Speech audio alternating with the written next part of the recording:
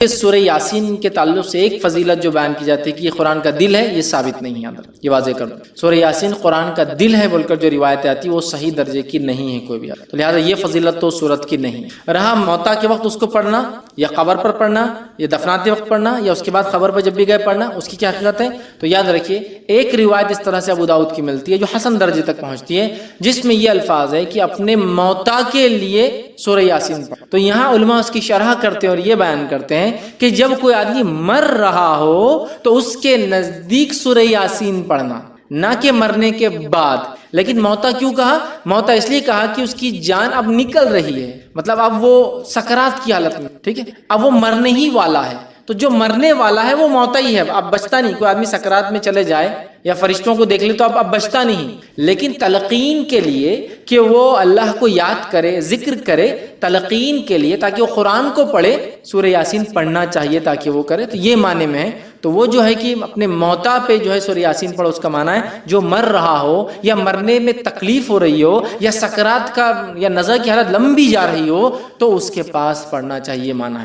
لیکن اس کا ہرگز معنی یہ نہیں ہے کہ مرنے کے بعد دفناتے وقت یا قبر پہ دفنانے کے بعد یا جب بھی قبر پہ جایا جائے سورہ یاسین پڑھے، چونکہ حدیث میں نہ بولے موت، تو موت سے مراد یہ جو مر رہا ہو، جانکنی میں ہو، سکرات ہو، تکلیف ہو موت کی، تو تب ایسے شخص کے بازو تاکہ وہ یاد کرے، سنے، دہرائے، پڑھے، اللہ کا ذکر کان میں جائے، اس کے لیے آپ سورۃ الیاسین وہاں پڑھ سکتے ہیں، ٹھیک ہے۔ تو بہرحال یہ تو اس کی ایک فضیلت میں کہوں گا، یہ ایک بات ثابت ہے اس کے تعلق سے، لیکن باقی دیگر بہت سارے فضائل کہ اس کو جمعہ کے دن اتنے بار پڑھے تو یہ فضیلت، آدھی رات کو پڑھے تو اتنی فضیلت، 11 بار پڑھے، 21 بار، 40 بار، 40 دن، 21 دن، پتہ نہیں کیا کیا لوگوں نے مان لیے، یہ ثابت نہیں ہے۔ ہاں جو مر رہا ہے اس کے بعد آپ پڑھ سکتے ہیں، اور اسی طرح قرآن کی تلاوت میں تو یہ آتا ہی رہیں گا بہرحال، تو آپ تب پڑھ سکتے ہیں۔ اور اس سورہ یاسین میں بڑے اچھے واقعے یاد رکھیے، اور سورہ یاسین کے اندر اللہ رب العزت فرماتا ہے کہ اس سورت کے ذریعے اپنے اطراف کے لوگوں کو جو زندہ ہے محمد صلی اللہ علیہ وسلم ڈراؤ، کہ سورت کے ذریعے، سورہ یاسین کے ذریعے اپنے اطراف زندہ لوگوں کو ڈراؤ۔ لیکن کتنی عجیب بات ہے نا، اسی سورت کو لے کے لوگ اکثر اپنے مردوں کو ڈراتے ہیں۔ کیا کہا کہ اس سورت کے ذریعے، چونکہ تمہارے اس پر یہاں نبی نہیں آیا، اس قوم کے اندر ایک لمبا عرصہ گزر گیا، ان کے اندر کوئی ڈرانے والا نہیں ہے، تو اس سورت کے ذریعے اپنے اطراف کے زندوں کو ڈراؤ۔ اور ہم اس سورت کے ذریعے اپنے مردوں کو ڈراتے ہیں، خبروں میں پڑھتے ہیں، کبھی اس کا معنی، اس کا مفہوم نہیں جانتے کہ سورۃ الیاسین جس کے بارے میں پتہ نہیں کتنے فضائل لوگوں نے بنا لیے جو کہ ہے بھی نہیں، کم از کم مانتے ہو اتنے ہیں تو کم از کم پڑھ کے تو دیکھو کیا کہتی ہے اس وقت، کیا پیغام، کیا میسج، کیا سندیش لی ہوئی ہے سورت۔ بہرحال تو قرآن سے بڑا ہمارا عجیب حال ہے، بس فضائل کی حد تک موجود ہے، کبھی زندگیوں میں بیمار ہو جائے تو گھول کے کھانے پینے لٹکانے کے لیے موجود ہے، لڑائی ہو جائے تو قسم کھانے کے لیے لاؤ بیچ میں ہاتھ رکھتا قرآن پر قسم کھاتا، اس کے لیے موجود ہے۔ لیکن میرے بھائیوں جو اس کا اصل فائدہ تھا وہ تھا کہ اس قرآن کی ہم ایمان لانے کے بعد تلاوت کریں، یہ کیا کہنا چاہتا ہے، چونکہ ہماری زبان عربی نہیں، اس کو سمجھیں، اس کے پیغام کو سمجھ کر دوسروں تک پہنچائے، زندگی میں اپنے عمل میں لائے اور اس تک پہنچے، اس کے حقوق حیات ہے، کچھ رائٹس ہیں۔ تو بہرحال یہ تو ہم نے چھوڑ دیا، اور باقی سارا تو سورۃ الیاسین دل ہے، یہ ثابت نہیں ہے۔ سورۃ الیاسین کو میت کی قریب پڑھنے کے تعلق سے آتا ہے کہ یہ موت کی تکلیف سے راحت یا اس کو تلقین میں، قرآن تلقین میں آئیں گا بہرحال، تو آپ ایسا ہی کر سکتے ہیں۔ اور ایمان کا یہ تقاضا بھی ہے کہ ہم اس پر ایمان لاتے ہیں، اس کے بعد اس کی تلاوت کرتے ہیں، اس کو پڑھتے ہیں، ایمان لانے کے بعد اس کو سمجھتے ہیں، ٹھیک ہے، اور اس کی باتوں پر عمل کرتے ہیں، اس کو دوسروں تک پہنچاتے ہیں، تو بہرحال اس کی کچھ حقوق بھی ہم پر عائد ہوتے ہیں۔ لیکن قرآن کے تعلق سے یاد رکھیے بہت ساری بار یہ بات دیکھی گئی ہے کہ لوگ قرآن کے تعلق سے، اس کے فضائل کے تعلق سے بہت ساری باتیں کہتے ہیں، لیکن بہت ساری مرتبہ وہ باتیں قرآن کے فضائل، فوائد، فائدوں، بینیفٹس کے تعلق سے بولتے ہیں جو سنت سے ثابت ہی نہیں ہے۔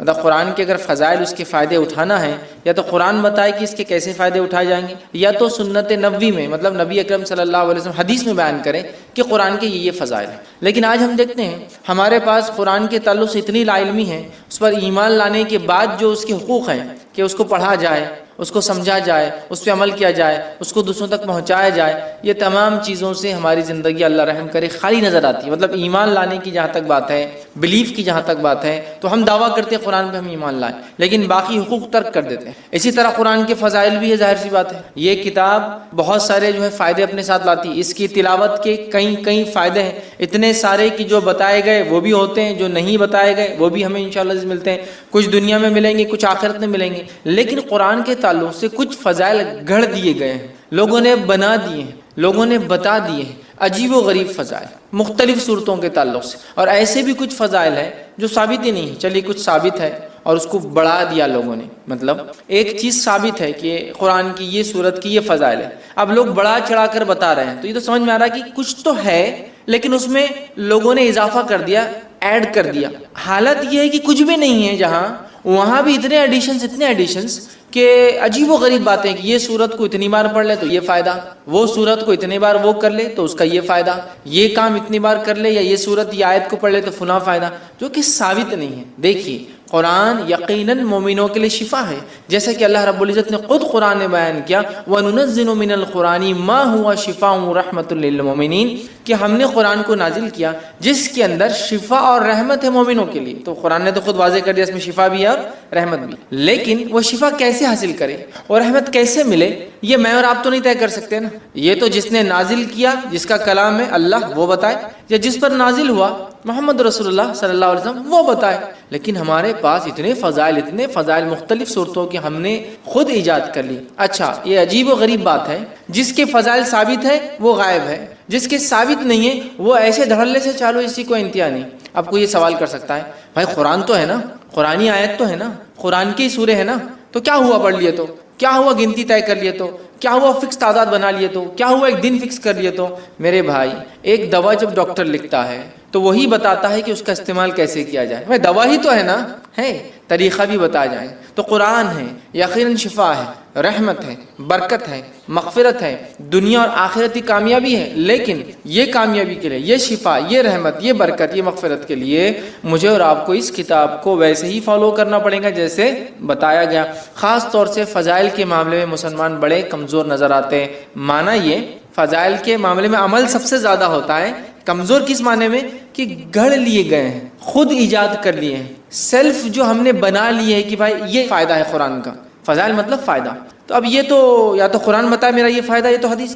تو بہت ساری قرآنی صورتوں کو ہم لوگوں نے خود بنا لیا ہے کہ اس کے یہ فضائل ہیں، اس کے یہ فوائد ہیں، اس کے یہ بینیفٹس ہیں، اس کے یہ ثمرات ہیں. یاد رکھیے کسی بھی چیز کے فضائل کے لیے یہ ضروری ہے کہ وہ ہمارے دین اور شریعت کا حصہ ہو، ہمیں بتائے گئے ہو. قرآن بھی اگر ہے اور اگر کسی مخصوص تعداد میں آپ وہ صورتوں کو پڑھتے ہیں تو یہ بھی ضروری ہے کہ وہ ہمیں بتایا گیا ہو کہ ان صورتوں کو ایسی مخصوص تعداد میں پڑھنا چاہیے.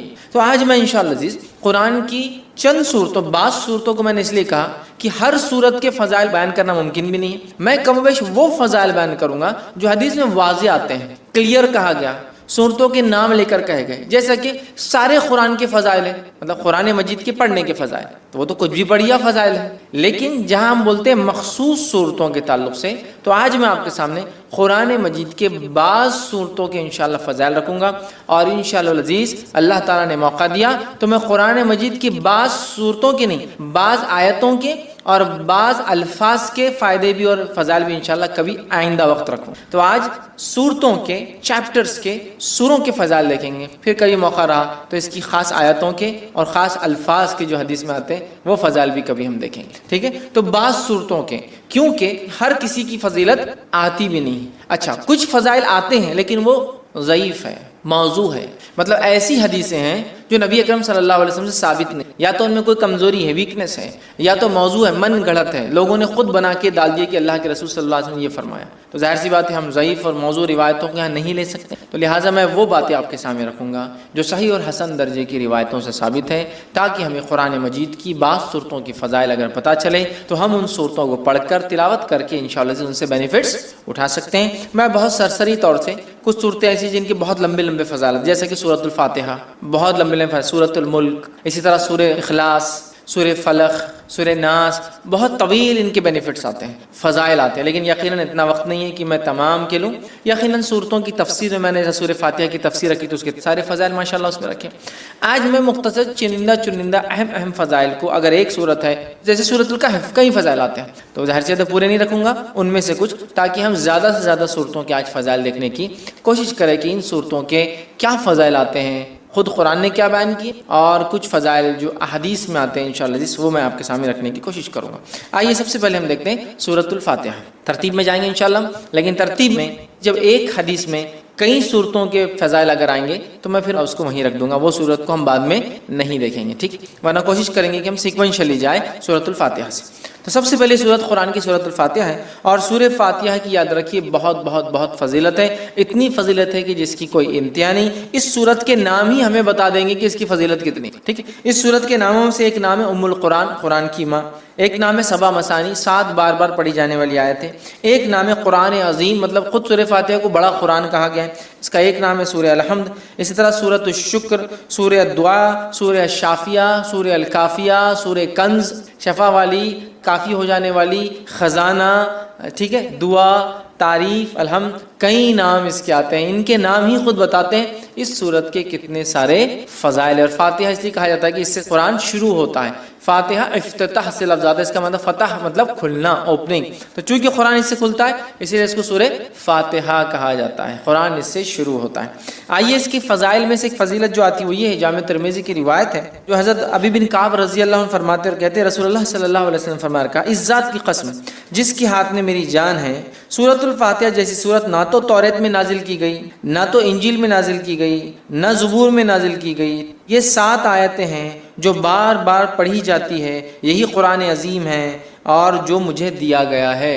تو یہاں دیکھیے سورۃ الفاتحہ کی فضیلت میں جو آپ بیان کر رہے ہیں، ایک ایسی سورت ہے جو اس سے پہلے نہ توریت میں نازل ہوئی، نہ زبور میں نازل ہوئی، نہ انجیل میں نازل ہوئی، ٹھیک ہے، اور یہی سبا مثانی ہے، مطلب قرآن نے کہا نا وَلَقَدْ آتَيْنَاكَ سَبًّا مِّنَ الْمَثَانِي وَالْقُرْآنِ الْعَظِيمِ، اے نبی ہم نے آپ کو 7 بار بار پڑھی جانے والی آیتیں، سبًا مِّنَ الْمَثَانِي وَالْقُرْآنِ الْعَظِيمِ، اور ایک بڑا قرآن دیا۔ جب پوچھا گیا یہ 7 بار بار پڑھی جانے والی آیتیں اور قرآن عظیم کیا ہے، تو کہا سورہ فاتحہ۔ سورہ فاتحہ قرآن کہا گیا، قرآن عظیم بڑا قرآن کہا گیا، اسے کتنے فضائل، تو کہا نہ اس سے پہلے یہ توریت میں نازل ہوئی، نہ زبور میں، نہ انجیل، کتنی بڑی فضیلت ہے، اور امت محمدیہ کو ہی صرف یہ سورت دی گئی ہے، اس سے پہلے نہیں دی گئی تھی۔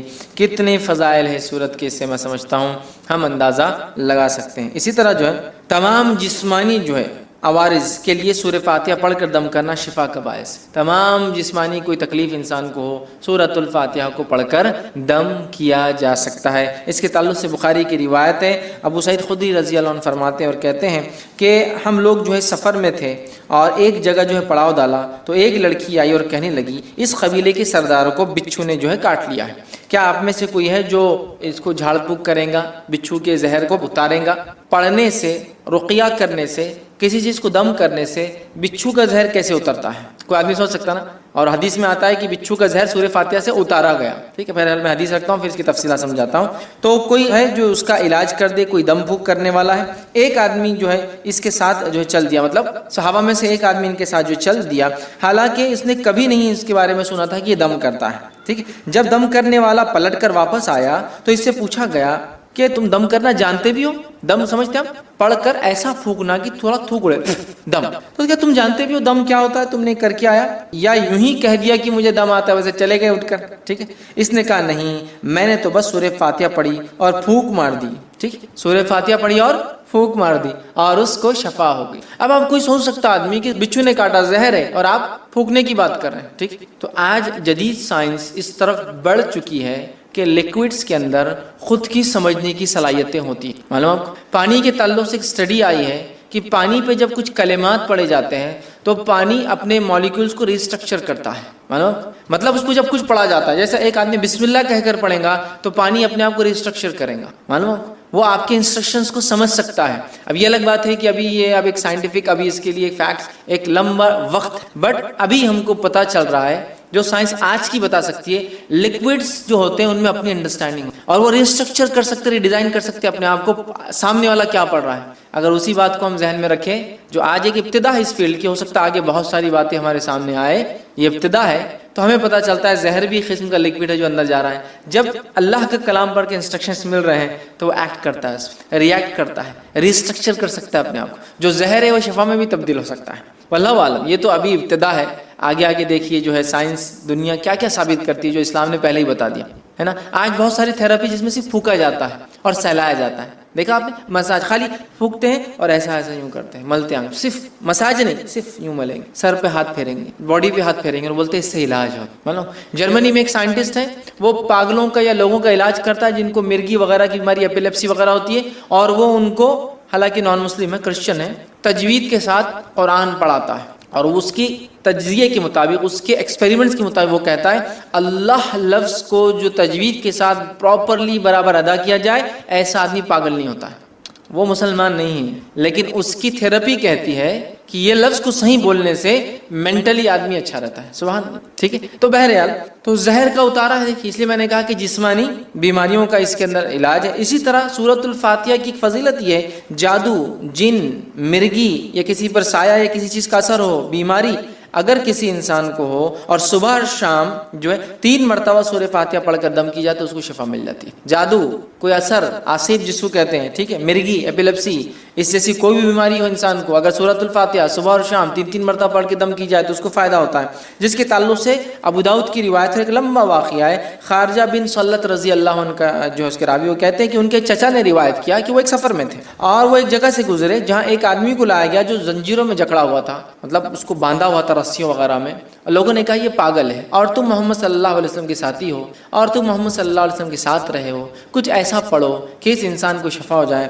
صحابہ اس کو صبح اور شام 3 مرتبہ سورہ فاتحہ پڑھتے اور اس پر دم کرتے، تھک لگاتے، تھوکتے کرتے، اور وہ کہتے تھوڑے دن یہ کیا اور اس کے بعد وہ آدمی ایسا فریش ہو گیا جیسے کہ غلام تھا، آزاد کر دیا گیا، ایک دم اچھا ہو گیا، شفایاب ہو گیا. ٹھیک ہے، اور جو ہے روایت بہرحال لمبی اور بھی بہت ساری باتیں اس میں. ہم کو جو فضائل لینا تھا وہ یہ تھے کہ اس کے پڑھنے سے ذہنی بیماری، پاگل پن، مرگی، جن، سایہ، جو بھی بہرحال بولتے لوگ، نظر بد، سب کا علاج الحمدللہ اس صورت کے اندر. ٹھیک ہے، آئیے دوسرا سورۃ البقرہ. سورۃ البقرہ کی کیا فضیلت ہے، اس کے تعلق سے میں سمجھتا ہوں بہت زیادہ بتانے کی ضرورت نہیں، یہ بڑی مشہور اور معروف صورت ہے، قرآن کی سب سے بڑی صورت ہے.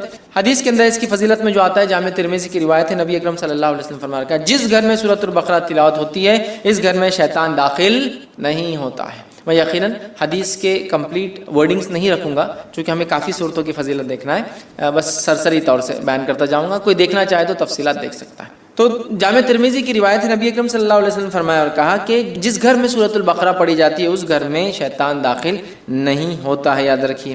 اسی طرح سورۃ البقرہ کے تعلق سے صحیح مسلم کی روایت میں جو فضائل آتے ہیں وہ کیا ہے سنیے.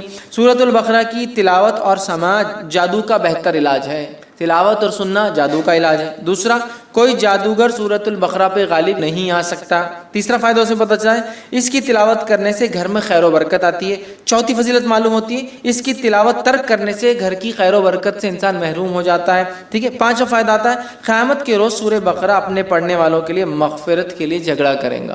5 فضائل آتے صحیح مسلم کی روایت میں. ٹھیک ہے، اور ابو امامہ باہلی رضی اللہ عنہ اس حدیث کے راوی ہے. حدیث کے اندر جو آتا ہے وہ یہ ہے، قرآن پڑھا کرو، وہ قیامت کے روز اپنے پڑھنے والوں کی سفارش کرے گا. خصوصاً 2 روشن صورتیں تلاوت کرو، سورۃ البقرہ، سورہ آل عمران. ٹھیک ہے، قیامت کے روز یہ اس طرح قطار میں آئیں گی جیسے بادل آتے ہوں، یا 2 سائبان، مطلب 2 سائبان ہے یا پھر بادلوں کے جیسے ہی سایہ لے کر آئیں گے. ٹھیک ہے، یا جیسے قطار میں اڑنے والے پرندوں کی طرح یہ جو ہے آئیں گے اور اپنے پڑھنے والے کی طرف جھگڑا کریں گے. سورہ بقرہ اور سورہ آل عمران کی اللہ ان کی مغفرت کرو، ان کو معاف کر دو، تو جھگڑا کریں گے، تو انہیں پڑھا کرو. ٹھیک ہے، ان کا پڑھنا باعث برکت ہے، برکت ہے، اور اس کا چھوڑنا باعث حسرت ہے، خیر و برکت چھین جاتی ہے، اور جادوگر اس کا مقابلہ نہیں کر سکتے. 5 فضیلت ایک پورے قرآن کی بھی ہے. سورہ بقرہ اور سورہ آل عمران کا خاص نام لیا گیا، 2 نمبر اور 3 نمبر کا سورہ قرآن کا یہ. ٹھیک ہے، اسی طرح شیطان گھر میں داخل نہیں ہوتا ہے، جادو کا اثر ختم ہو جاتا ہے. اب اگر جادو ہو گیا ہے یا شیطان اندر آ گیا ہے تو بھاگ بھی جاتا ہے اس کے پڑھنے سے. مطلب ایک تو اندر نہیں آنے دینا، ایک تو جادو ہوگا تو علاج کرنا، اور ایک آ گیا تو ہکالنا. تینوں کام ہو سکتے ہیں سورہ بقرہ سے. سنیے، حدیث کے اندر روایت ہے، یہ حاکم کی روایت ہے، نبی اکرم صلی اللہ علیہ وسلم نے فرمایا اور کہا، ہر چیز کی ایک چوٹی ہوتی ہے. قرآن مجید کی چوٹی اور فضیلت اور عظمت کے اعتبار سے سورۃ البقرہ اس کی چوٹی ہے، یاد رکھیے، پیک ہے اس کی، پینیکل ہے اس کا. ٹھیک ہے، جس گھر میں سورہ بقرہ پڑھی جاتی ہے شیطان سنتے ہی اس گھر سے بھاگ جاتا ہے. جس گھر میں سورۃ البقرہ پڑھی جاتی ہے شیطان سنتے ہی بھاگ جاتا ہے. ایول، برائی جتنی بھی ہے شیطان لاتا ہے نا، گھر سے بھاگ جاتی ہے. ٹھیک ہے، آئیے تیسرا سورہ، سورہ آل عمران. سورہ آل عمران کے تعلق سے آتا ہے، قیامت کے روز جو ہم نے پیچھے جو روایت دیکھی اس روایت میں تفصیلات آ چکی تھی صحیح مسلم کی روایت کے اندر، جہاں نبی اکرم صلی اللہ علیہ وسلم نے فرمایا 2 قطار، یا تو پرندوں کی، یا تو 2 سائبان، درخت جو بڑے سائیدار ہوتے، یا تو بادلوں کے جیسی 2 صورتیں آئیں گی اور اپنے پڑھنے والے کی سفارش، بلکہ جھگڑا کریں گے ان کے لیے، نور ثابت ہوں گی ان کے لیے. اور روز قیامت جب کوئی سایہ نہ ہوگا تو 7 تو عرش میں ہے، اس کے علاوہ جن کو سایہ ملے گا ان میں سورۃ البقرہ اور سورہ آل عمران پڑھنے والے بھی، اور یہ 2 نور جیسے ثابت ہوں گے. ٹھیک ہے، تو سورہ آل عمران بھی اس میں شامل تھا. یہ نور جیسی ثابت ہو, سائیدار درخت جیسی ثابت. یہ اس کے بڑے فضائل یاد رکھیں سورۃ آل عمران کے, اور یہ لڑیں گی, یاد رکھیے لڑیں گی. آئیے حدیث کے الفاظ سن لیجیے. نبی اکرم صلی اللہ علیہ وسلم کو, یہ مسلم کی روایت ہے, کو فرماتے ہوئے سنا ہے کہ قیامت کے روز قرآن مجید لایا جائے گا, اور جو لوگ قرآن پر عمل کرتے تھے وہ بھی لائے جائیں گے. سورہ بقرہ اور سورہ آل عمران آگے ہوں گے. اس کے بعد نبی اکرم صلی اللہ علیہ وسلم نے ان دونوں صورتوں کی 3 مثالیں دی جنہیں میں آج تک نہیں بھولا. راوی کہتے ہیں اور فرماتے ہیں وہ دونوں صورتیں بادل کے 2 ٹکڑوں کی طرح ہوں گی, مطلب سایہ دیں گی. 2 کالے رنگ کی جو چھتریاں ہوں گی جن میں روشنی چمک رہی گی, بادل جیسی ہوں گی. 2 چھتریاں ہوں گی, ان میں روشنی بھی چمک رہی ہوں گی, ٹھیک ہے. اور 2 قطاریں پرندوں کی ہوں گی, اور وہ اپنے صاحب کی طرف جو ہے جھگڑیں گی. 2 قطاریں پرندوں کی طرح ہوں گی, اور وہ اس کو پڑھنے والوں کے لیے جھگڑا کریں گی اللہ سے. تو یہ 2 صورتیں بڑی اہم ہیں, سورہ بقرہ اور سورہ آل عمران. سورہ فاتحہ کی فضیلت ماشاءاللہ ہم دیکھ چکے ہیں. چوتھی جو ہم دیکھیں گے صورت وہ ہے سورہ ہود. اب بیچ میں بہت ساری صورتیں ہم چھوڑ چکے, ان کے بہت ساروں کی فضائل ثابت نہیں ہوتے ہیں, ٹھیک ہے, اس لیے ہم چھوڑتے چلیں گے. اس لیے بعض میں نے کہا جو بہت اہم ہے, اور بہت ساروں کے تعلق سے میں نے جیسا کہا کہ بہت ساری ضعیف روایتیں آتی ہیں, تو میں وہ نہیں رکھوں گا آپ کے, ٹھیک ہے. سورہ ہود کو ہم دیکھتے ہیں. سورہ ہود کی یاد رکھی بڑی فضیلت ہے, اور سورہ ہود کے تعلق سے جامع ترمذی کی روایت ہے. جو باتیں ہمیں پتہ چلتی وہ یہ ہے کہ سورۃ الہود سورہ نمبر 11, سورہ واقعہ سورہ نمبر 56 56, سورہ مرسلات سورہ نمبر 77 77, سورہ نبا سورہ نمبر 78 78, سورہ تکویر سورہ نمبر 81 81 جو ہے, ان صورتوں کی ایک ہی حدیث میں ایک ساتھ فضائل آتے ہیں. 5 صورتوں کی کیا فضائل ہے؟ عبداللہ ابن عباس رضی اللہ عنہ کے راوی کہتے ہیں ابوبکر صدیق رضی اللہ عنہ نے عرض کیا یا رسول اللہ صلی اللہ علیہ وسلم آپ بوڑھے ہو گئے ہیں. مطلب نبی اکرم صلی اللہ علیہ وسلم کے سر میں کچھ بال سفید نظر آنے لگے تھے. حالانکہ انس بن مالک رضی اللہ عنہ کہتے ہیں آپ کے بہت کم بال سفید تھے, اور آپ تیل لگانے سے چھپ جایا کرتے تھے. تو اللہ کے رسول صلی اللہ علیہ وسلم سے ابوبکر صدیق نے پوچھا رضی اللہ عنہ کیا بات, بہت سارے بال آپ کے سفید نظر آئے.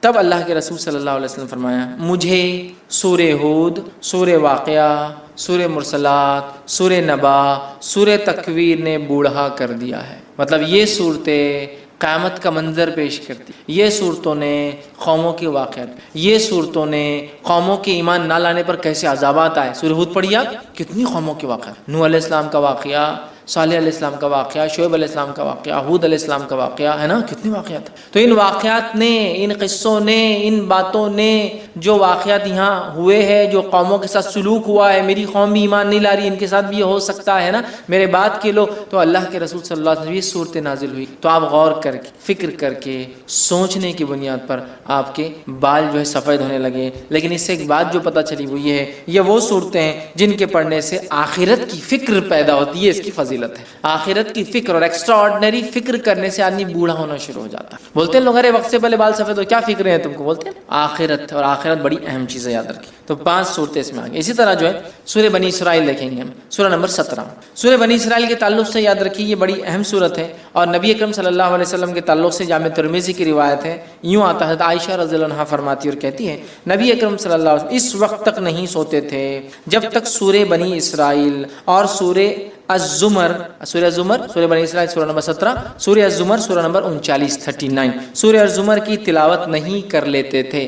نبی اکرم صلی اللہ علیہ وسلم نہیں سوتے جب تک کہ 2 صورتوں کی تلاوت نہ کرتے, سورہ بنی اسرائیل, ٹھیک ہے, یا سورہ اسراء سورہ نمبر 17, اور دوسرا آپ فرماتی اور کہتی ہے سورہ الزمر, سورہ زمر سورہ نمبر 39 39 نمبر کا یاد رکھتے. یہ 2 کی جب تک تلاوت نہ کرتے جب تک آپ سوتے نہیں تھے, یاد رکھیں, ٹھیک ہے. تو اس سے پتہ چلا نبی اکرم صلی اللہ علیہ وسلم جس صورت کی تلاوت کر کے سو رہے ہیں یقیناً وہ صورت بڑی اہمیت کی, بڑی بڑی بڑی اہمیت کی حامل ہے, یاد رکھیں, ٹھیک ہے. تو یہ 2 صورتوں کے تعلق سے آتا ہے کہ آپ سونے سے پہلے اس کو تلاوت کیا کرتے ہیں. آئیے آگے بڑھتے ہیں. سورہ نمبر 18 سورہ کہف دیکھتے ہیں. سورہ کہف بڑی مشہور اور معروف صورت ہے. صرف اگر اتنا کہہ دوں کہ نبی اکرم صلی اللہ علیہ وسلم نے تاکید کی کہ جمعہ کو پڑھا کرو ایوری فرائیڈے, تو میں سمجھتا ہوں اتنا ہی ہمارے لیے کافی, بٹ اس کے کئی فضائل آتے ہیں الحمدللہ. سورہ نمبر 18 سورہ کہف کی جو فضیلت آتی ہے وہ یہ ہے جو شخص اس کی ابتدائی 10 آیتوں کو حفظ کر لیں گا اور تلاوت کریں گا دجال کی فتنے سے محفوظ رہیں گا, دجال کی فتنے سے محفوظ رہیں گا. اور سورۃ الکہف کی ابتدا میں نوجوانوں کا واقعہ آتا ہے جو اپنے وقت کے بادشاہ کی فتنے سے محفوظ رہے جس نے اپنے آپ کو معبود رب گاڈ ڈکلیئر کر. پورا واقعہ نا اصحاب کہف, دا پیپل آف دا کیو, وہ غار والے لوگ ہیں نا, پورا واقعہ اسی سے لفظ سورت کا نام بھی کہف آتا. سورہ نمبر 18, جو اس کی 10 آیتوں کا حفظ کر لیں گا اور اس کی تلاوت کریں گا فتنہ دجال سے بچ جائیں گا. اور آپ کو پتا ہے فتنہ دجال کیا ہے؟ فتنہ دجال وہ فتنہ ہے جس کے تعلق سے حدیث میں آتا ہے کہ آدم علیہ الصلوۃ والسلام اور نوح علیہ الصلوۃ والسلام نے اپنی قوم کو اس سے ڈرایا, حالانکہ ان کے زمانے میں آنے والا نہیں تھا, آخری نبی کے آئے تک نہیں آنے والا تھا, ہے نا, اور آخری نبی کے دور میں بھی نہیں آنے والا تھا, ان کے امتیوں میں آنے والا تھا, اور وہ بھی ہر امتی پہ نہیں آنے والا تھا, جو زمانے کے آخر وقت میں رہیں گے, جو ایمان کے اعتبار سے بڑے کمزور ہوں گے, تو ان میں جو مضبوط ہوں گے وہ بچ جائیں گے. صرف ٹیسٹ ہوگا ایک طرح سے, امتحان. تو فتنہ دجال کا فتنہ وہ فتنہ ہے کہ آدم علیہ السلام, نوح علیہ السلام نے, اور حدیث میں آتا ہر نبی نے اپنی قوم کو اس سے ڈرایا ہے. اور جب اللہ کے رسول صلی اللہ علیہ وسلم علامت قیامت بیان کی نا, حدیث میں آتا, راوی کہتے ہیں فجر کی نماز کے بعد نبی اکرم صلی اللہ علیہ وسلم نے کہا کہ میں تم سے نہ کہتا تھا دجال کے بارے میں, تمیمہ داری جو کرسچن تھے, عیسائی تھے, وہ آج میرے پاس پہنچے 1 مہینے کے سفر کے بعد, اور انہوں نے مجھ سے ایک واقعہ بیان کیا, چونکہ وہ ایمان بھی لائے ہیں اس چیز کو دیکھنے کے بعد, اسلام قبول کر لیا ہے, اور انہوں نے دجال سے ملاقات کی ہے. میں نہ کہتا تھا تم سے. اور اس کے بعد نبی اکرم صلی اللہ علیہ وسلم سناتے گئے. راوی کہتے ظہر کا وقت آ گیا, ہم نے ظہر کی نماز پڑھی, پھر علامت قیامت آپ بتاتے گئے. عصر کا وقت آ گیا, ہم نے عصر کی نماز پڑھی, پھر علامت قیامت بتاتے گئے. اور صحابہ کہتے ہیں جب پوری علامتیں آپ نے ہم کو دن بھر میں بتا دی تو ہم اتنے خوف زدہ ہو گئے کہ کسی جھاڑی کے پاس سے جاتے ڈر لگنا شروع, کسی جھاڑ کے پاس سے ڈر لگتا تھا کہ دجال نکل کے آنا جائے, اتنا ڈرا, دجال اتنی خطرناک. اور اس سے سیفٹی کے لیے صرف 10 آیتیں یاد کرنا ہے, 10 جملے, 10 سینٹنسز یاد کر لو, محفوظ. اب آپ بولیں گے 10 جملوں سے کیسا محفوظ ہو سکتا ہے انسان؟ ہو سکتا 10 جملے کے معنی اور مفاہیم. ابھی تو میں کہہ رہا ہوں نا, قیامت تک قرآن اپنے عجیب و غریب معجزے دکھاتا رہے گا. قرآن دیکھیے, ہر نبی کو اللہ نے قوم کے پاس بھیجا, قوم ایمان بغیر معجزے کے نہیں لائی, میراکل کے, تو اللہ تعالیٰ نے اب چونکہ نبی نہیں بھیجیں گا تو ایک ایسا معجزہ میراکل قرآن بھیج دیا ہے جو ہر دور میں اپنے آپ کو معجزہ ثابت کر کے رہیں گا, ہر ایج میں ثابت کریں گا. نبی اکرم صلی اللہ علیہ وسلم کے زمانے میں عربی اور لغت کا ایج تھا, شاعری کا ایج تھا, قرآن نے ثابت کیا. اس کے بعد کے زمانوں میں فلسفوں کو لوگوں نے آگے کیا, قرآن نے ثابت. آج سائنس اور ٹیکنالوجی قرآن ثابت کرتا ہے, کل کوئی اور دور ہوگا قرآن وہاں بھی اپنے آپ کو. تو اس کی 10 آیتیں سورۃ الکہف کی, صحیح مسلم کی روایت ہے, ابو درداء رضی اللہ عنہ فرماتے ہوئے کہتے ہیں رسول اکرم صلی اللہ علیہ وسلم فرمایا جس نے سورہ کہف کی پہلی 10 آیتیں یاد کر لی وہ فتنہ دجال سے محفوظ کر لیا گیا. یاد کرو, سمجھو اس کو, اس کے معنی مفہوم پہ غور کرو, فتنہ دجال سے انشاءاللہ ہم بچ جائیں گے. ٹھیک ہے. اسی طرح جو ہے سورہ کہف کی آخری 10 آیت تلاوت کرنے والا فتنہ دجال سے محفوظ رہے گا. پہلی 10 آیتیں یاد کرنے والا, آخری 10 آیتیں تلاوت کرنے والا محفوظ رہیں گا. یاد بھی کر لے, یاد کرنا ہے تو مسئلہ نہیں. اور کچھ علماء لکھتے ہیں ہو سکتا ہے دونوں سے فائدہ, واللہ عالم. چونکہ طبرانی کی روایت میں الفاظ اس طرح سے, ابو سعید خدری رضی اللہ عنہ راوی کہتے ہیں رسول اللہ صلی اللہ علیہ وسلم فرمایا جس نے سورۃ الکہف کو اس طرح پڑھی جس طرح نازل ہوئی تو وہ اس کے لیے قیامت کے روز نور ہوں گی, مکہ سے لے کر جس جگہ وہ رہتا وہاں تک کے لیے نور. انڈیا سے وہاں پڑھے تو وہاں تک اتنا بڑا نور رہے گا, جس جگہ سے مکہ تک اتنا بڑا نور اس کے لیے ثابت ہوگا. اور جس نے سورہ کہف کی آخری 10 آیتیں پڑھی فتنہ دجال سے اس سے کوئی نقصان نہیں پہنچے گا. تو 10 آیتیں یاد کر لی تو بھی بچ گیا, آخری 10 آیتیں پڑھ لی تو بھی بچ گیا. ٹھیک ہے. اور میں بھی ہو سکتا دونوں بھی اس کا معنی ہو کہ پہلی بھی پڑھ لے, 10 بعد کی بھی پڑھ لے, انشاءاللہ انسان محفوظ. اسی طرح جمعہ کی روز سورہ کہف کی تلاوت کرنے والے کے لیے 2 جمعوں کے درمیان ایک روشن نور ہوتا ہے. 2 جمعے کے درمیان روشن نور ہوتا ہے, یہ حاکم اور بیہقی کی روایت ہے. اسی طرح جو ہے سورہ کہف کے بعد سورہ فتح یہ قرآن کی 48 نمبر کی سورت ہے, 48. ٹھیک ہے. سورہ فتح کے تعلق سے جو ہے آپ صلی اللہ علیہ وسلم فرمایا اور کہا کہ دنیا و ما فیہا کی ہر نعمت سے زیادہ یہ سورت مجھے محبوب, دنیا اور اس میں جو کچھ ہے اس سے زیادہ مجھے یہ سورت محبوب ہے, پسندیدہ ہے, میں اس کو چاہتا ہوں. کیوں؟ بخاری کی روایت ہے, ہم جانتے ہیں سورہ فتح نازل ہوئی تھی, اس کی ابتدا جب حدیبیہ 6 ہجری کا واقعہ ہے, عمرے کے لیے صحابہ اور اللہ کے رسول صلی اللہ علیہ وسلم گئے, مشرکین نے آنے نہیں دیا, ایک ٹریٹی سائن ہوئی, ایک پیکٹ سائن ہوا, صلح سائن ہوئی, دستخط ہوئی, جس کو صلح حدیبیہ کہتے ہیں. اور صحابہ پریشان تھے, دل میں تھوڑے سے ملال کر رہے تھے کہ ہم جنگ لڑتے ہیں ان سے, ہم کو آنے نہیں دیتے. اللہ کے رسول صلی اللہ علیہ وسلم لیکن امن کو پسند کیا جنگ کے مقابلے میں. تو اللہ رب العزت نے جب یہ ہو گیا تو اللہ نے فرمایا انا فتحنا لک فتحا, اے نبی ہم نے آپ کو کامیابی دی کھلی. صحابہ وہ خوش ہو گئے کہ ہم کو تو دنیاوی لگ رہا تھا, ہم تو معاہدہ کر کے پیچھے رہ گئے, قرآن کہہ رہا ہے فتح مبین ہے، تو آپ سے فرما رہے ہیں اس سے زیادہ مجھے کوئی صورت پسند نہیں ہے۔ اس کے تعلق سے ایک طویل لمبا واقعہ ہے۔ عمر ابن خطاب رضی اللہ عنہ نے اللہ کے رسول صلی اللہ علیہ وسلم نے ایک مسئلہ پوچھا، بخاری کی روایت۔ یہ مسئلہ کب پوچھا؟ جب آپ نبی اکرم صلی اللہ علیہ وسلم تھوڑی سی پہلے بحث کر چکے تھے، واقعہ معلوم ہے نا؟ حضرت عمر رضی اللہ عنہ آئے، اللہ کے رسول صلی اللہ علیہ وسلم نے کہا کہ اللہ کے رسول صلی اللہ علیہ وسلم کے ہم حق پر نہیں ہیں؟ آپ نے کہا تو ہم لڑتے کیوں نہیں، کیوں صلح ہو رہی ہے؟ آپ نے خاموش۔ پھر گئے ابوبکر صدیق رضی اللہ عنہ کے پاس، کہا مسئلہ کیا ہے؟ ہم حق پر نہیں ہے تو کہا ہے، پھر لڑتے کیوں نہیں؟ ابوبکر صدیق خاموش رہے، کہ اللہ کے رسول خاموشی اختیار کی نا، مل گیا نا جواب۔ اب شاید اس کے بعد یہ سوال کریں، روایت میں تفصیلات نہیں آتی، میں سمجھ رہا ہوں اس کی ترتیب۔ حضرت عمر نے مسئلے کا سوال پوچھا، آپ نے جواب نہیں دیا، پھر پوچھا، آپ نے جواب نہیں دیا، پھر پوچھا، 3 بار پوچھا، آپ خاموش۔ اب حضرت عمر رضی اللہ عنہ آگے نکل گئے قافلے میں، اور دل میں سوچ رہے ہیں کیوں میں نے 3 بار سوال کرا؟ اگر اللہ کے رسول صلی اللہ علیہ وسلم ناراض ہو گئے تو اللہ کو قرآن کی آیت ہی اتار دیں گا۔ اب میرے کچھ نہ کچھ مصیبت آتی، مطلب کہیں میرا تذکرہ نہ آ جائے، قرآن اتر جائیں گا اور میرا کنڈیمنیشن یا میرے بارے میں کچھ نہ کچھ آ جائے گا، اور یہ ٹھیک نہیں ہے۔ بہت پریشان ہو گئے، بہت دل میں پریشان ہونے لگے، اور آگے چلے گئے کہ 3 بار پوچھنا، 1 بار پوچھا ٹھیک تھا نا، کیوں میں نے سیکنڈ اور تھرڈ ٹائم پوچھ لیا؟ اننیسیسری تھا، نہیں بولنا چاہیے تھا، نہیں پوچھنا چاہیے تھا، آپ سب پتہ نہیں کیا کیفیت میں تھے، کیا حالت تھی، اب میرے پہ خواہ ہوتا جاتا۔ اب اتنی دیر میں اللہ کے رسول صلی اللہ علیہ وسلم نے کہا عمر کہاں ہے؟ اب یہ تو آگے چلے گئے، ایک صحابی کا دیکھو جا کے عمر، وہ آگے گئے اور چلائے عمر تمہیں اللہ کے رسول صلی اللہ علیہ وسلم بلا رہے ہیں۔ حضرت عمر گھبرا گئے، کہا اب کچھ تو بھی ہو گیا، کوئی آیت اتر گئی میرے خلاف، چونکہ میں نے اننیسری ڈسٹرب کر، نبی نے 1 بار جواب نہیں دیا، خاموش رہ جانا تھا، دوسری بار پھر خاموش رہ جانا تھا، 3 بار کر لیں۔ وہ گئے، تب نبی اکرم صلی اللہ علیہ وسلم نے پوچھا، جبکہ وہ ڈرتے ہوئے جا رہے تھے کہ میرے بارے میں کچھ نہ اتر گیا ہو، آپ نے فرمایا میرے لیے کہ قرآن تو نہیں نازل ہو گیا؟ تو آپ نے فرمایا آج رات مجھ پر ایک صورت نازل کی گئی ہے جو مجھے ہر اس چیز سے محبوب ہے جس پر سورج طلوع ہوتا ہے، مطلب سورج جس پر نکلتا ہے۔ ان فتحنا لک فتحا مبینا، اسے بخاری نے روایت کیا، مطلب سورہ فتح نازل ہوئی تھی۔ کہا یہ سورت مجھے سب سے زیادہ محبوب، چونکہ ظاہری اعتبار سے ناکامی نظر آ رہی تھی، لیکن اللہ ہی جانتا تھا یہ بڑی کامیابی تھی۔ کیسا؟ صلح حدیبیہ کے بعد اسلام جو ہے پورے عالم میں پھیلنا شروع ہے، اور آنے والے 3 سے 4 سالوں میں کئی ممالک مسلمان ہوں گے، اسلام قبول کر لیا، کیونکہ اب امن سائن ہو گیا، اب خطوط جانے لگے اور مبلغین جانے لگے، اور بہت سارے لوگ سمجھ گئے کہ قریش نے معاہدہ کرا، مطلب جھک گئے ہے نا۔ قریش کہتے ہیں سب سے بڑی مچھلی کو سمندر کی، جس کو کسی دوسرے پانی کے جانور سے خطرہ نہیں ہوتا، اور یہ جب چاہے کسی کو بھی نگل سکتی ہے، سو کہتے قریش۔ جب سب سے بڑی مچھلی نے معاہدہ کر لیا تو باقی کا کیا سمندر میں، سمجھتے نا۔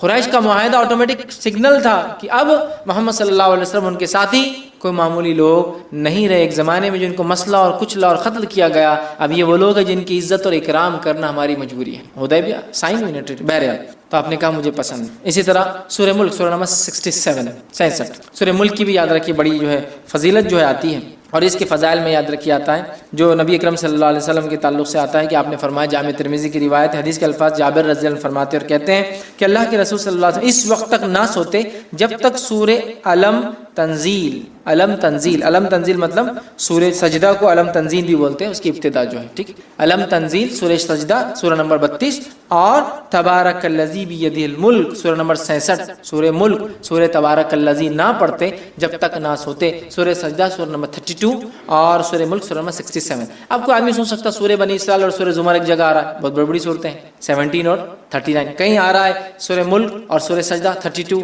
اور 67۔ تو ہو سکتا ہے نبی اکرم صلی اللہ علیہ وسلم کچھ صورتیں معمول پڑھتے ہوں گے اور کچھ صورتیں کبھی پڑھتے اور کبھی نہیں پڑھتے ہوں گے، جس نے جب جو دیکھا اس نے وہ عمل کو روایت کر دیا، سمجھ رہے ہیں بات؟ کچھ صورتیں آپ معمول پڑھتے ہوں گے، کنٹینیوسلی پڑھتے ہوں گے، اور کچھ صورتیں آپ کبھی پڑھتے ہوں گے اور کبھی نہیں، مطلب ایک سیٹ آف صورتیں آج، ایک سیٹ آف صورتیں کل، آپ اور ہم بھی کر سکتے ہیں، کبھی سورہ بنی اسرائیل اور سورہ زمر پڑھ کے سو گئے، کبھی سورہ ملک اور سورہ سجدہ پڑھ کے سو گئے، ہے نا۔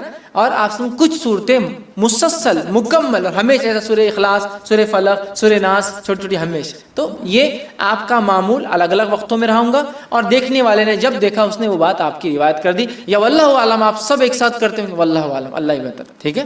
تو بہرحال اس میں آتا ہے کہ آپ 2 صورتیں، مطلب الف لام میم تنزیل، ٹھیک ہے، مطلب یہ سورہ سجدہ اور اس کے بعد تبارک الذی بیدہ الملک سورہ نمبر 67 پڑھتے ہیں۔ سورہ ملک کو آپ صلی اللہ علیہ وسلم فرماتے اور کہتے ہیں، حاکم کی روایت ہے، عبداللہ ابن مسعود رضی اللہ عنہ کے راوی کہتے ہیں سورہ ملک تبارک الذی بیدہ الملک عذاب قبر سے رکاوٹ ہے، آپ سے روز پڑھتے اور یہ عذاب قبر سے رکاوٹ ہے، آڑ ہے، ڈیفنس ہے میرا اور آپ کا، یاد رکھیے۔ اسی طرح جو ہے سورہ ملک قیامت کے روز اپنے پڑھنے والوں کے لیے سفارش کریں گی، یہ ابن ماجہ کی روایت ہے، سورہ ملک سفارش کریں گی، یاد رکھیے، حتیٰ کہ وہ جھگڑا کریں گی اور اس پڑھنے والے کو بخشا کر لے جائیں گی، خبر میں بھی بینیفٹ، آخرت میں بینیفٹ، سورہ ملک، تبارک الذی بیدہ الملک، ٹھیک، وہو علی کل شیء، یہ آپ پڑھیں گے، اس کے یہ فائدے۔ اسی طرح سورہ ملک پڑھنے والے کی مغفرت کے لیے قیامت کے روز اللہ تعالیٰ سے یہ سورہ جھگڑا کریں گی اور جنت میں لے جائیں گی، عذاب قبر سے محفوظ رکھیں گی، آخرت میں اللہ تعالیٰ سے جو ہے مجادلہ کریں گی، جھگڑا کریں گی، اور جنت میں بھی لے جائیں گی اپنے پڑھنے والے کو، ٹھیک۔ یہ جو ہے طبرانی کی روایت میں کہ جنت میں لے جائیں گی، ٹھیک ہے۔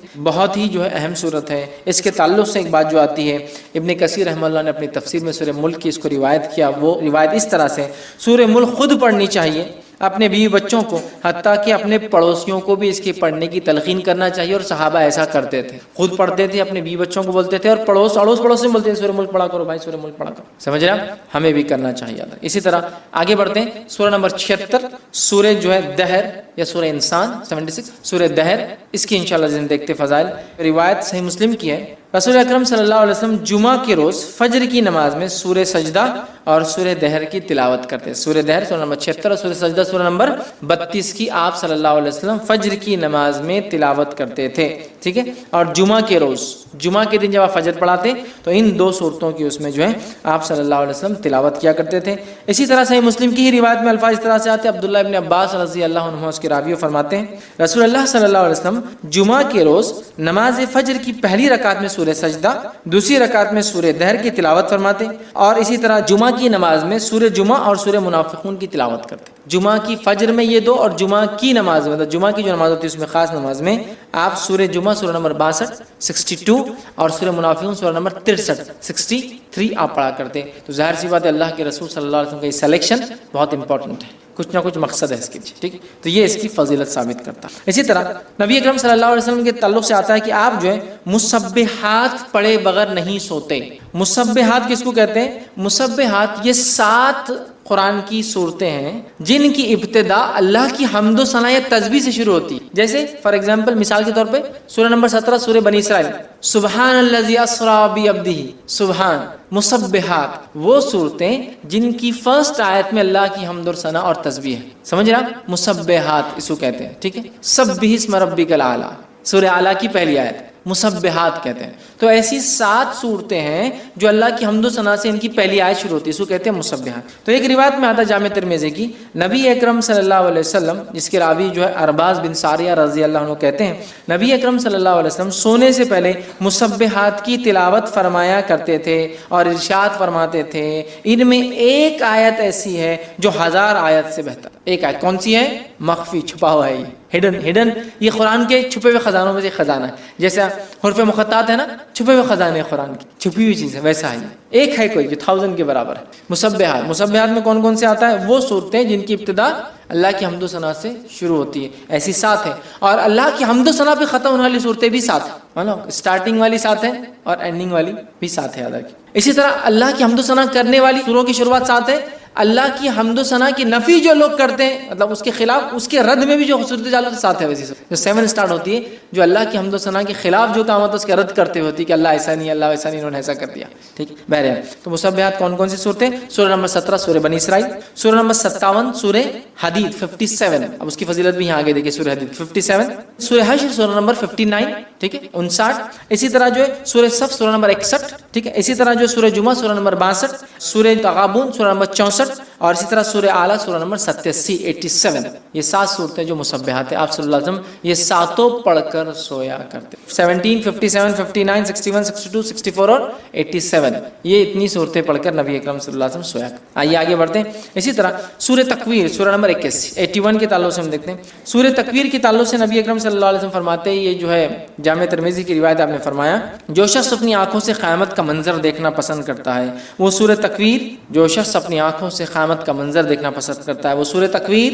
سورہ نمبر 81 پڑھے، سورہ انفطار سورہ نمبر 82 پڑھے، اور سورہ انشقاق سورہ نمبر 84 یہ 3 صورتیں پڑھے، اس کے سامنے قیامت کا منظر ظاہر۔ جو شخص قیامت کا منظر اپنی آنکھوں سے دیکھنا چاہتا ہے وہ 3 صورتیں پڑھے، پہلا سورہ تکویر سورہ نمبر 81، دوسرا سورہ انفطار سورہ نمبر 82، اور تیسرا سورہ انشقاق سورہ نمبر 84۔ یہ پڑھے قیامت اپنی آنکھوں سے۔ اس کے فضائل کیا ہوں گے؟ اس کا مطلب فضائل یہ ہے کہ اس کو پڑھنے سے آخرت یاد آتی ہے، قیامت یاد آتی ہے، انسان وہ مناظر دیکھتا ہے، جو مناظر تب ہونے والے ہیں یقیناً وہ انٹینسٹی ہم کبھی نہیں سمجھ پائیں گے، لیکن کچھ نہ کچھ ایک پکچر سامنے آ جاتا ہے نا. تو بہرحال وہ چیز اس سے جو ہے ظاہر ہوتی ہے. تو یہاں 81 کی فضیلت بھی آ گئی، 82 کی بھی آ گئی، 84 کی بھی آ گئی. اللہ کام بیچ بہت ساری صورتوں کے بیچ بیچ میں ایسا ایک الفاظ میں سورہ حدیث 57 کے بیچ میں آ گئی، حالانکہ میں نے ترتیب میں نہیں لیا تھا چونکہ ایک حدیث کا حصہ تھا وہ. آئیے اسی طرح سورہ اعلیٰ، سورہ نمبر 87 کی کیا فضیلت. سورہ اعلیٰ کے تعلق سے آتا ہے نبی اکرم صلی اللہ علیہ وسلم، یہ صحیح مسلم کی روایت ہے، نماز عیدین اور جمعہ کی نماز کی پہلی رکعت میں سورہ اعلیٰ اور دوسری رکعت میں سورہ غاشیہ تلاوت کرتے ہیں.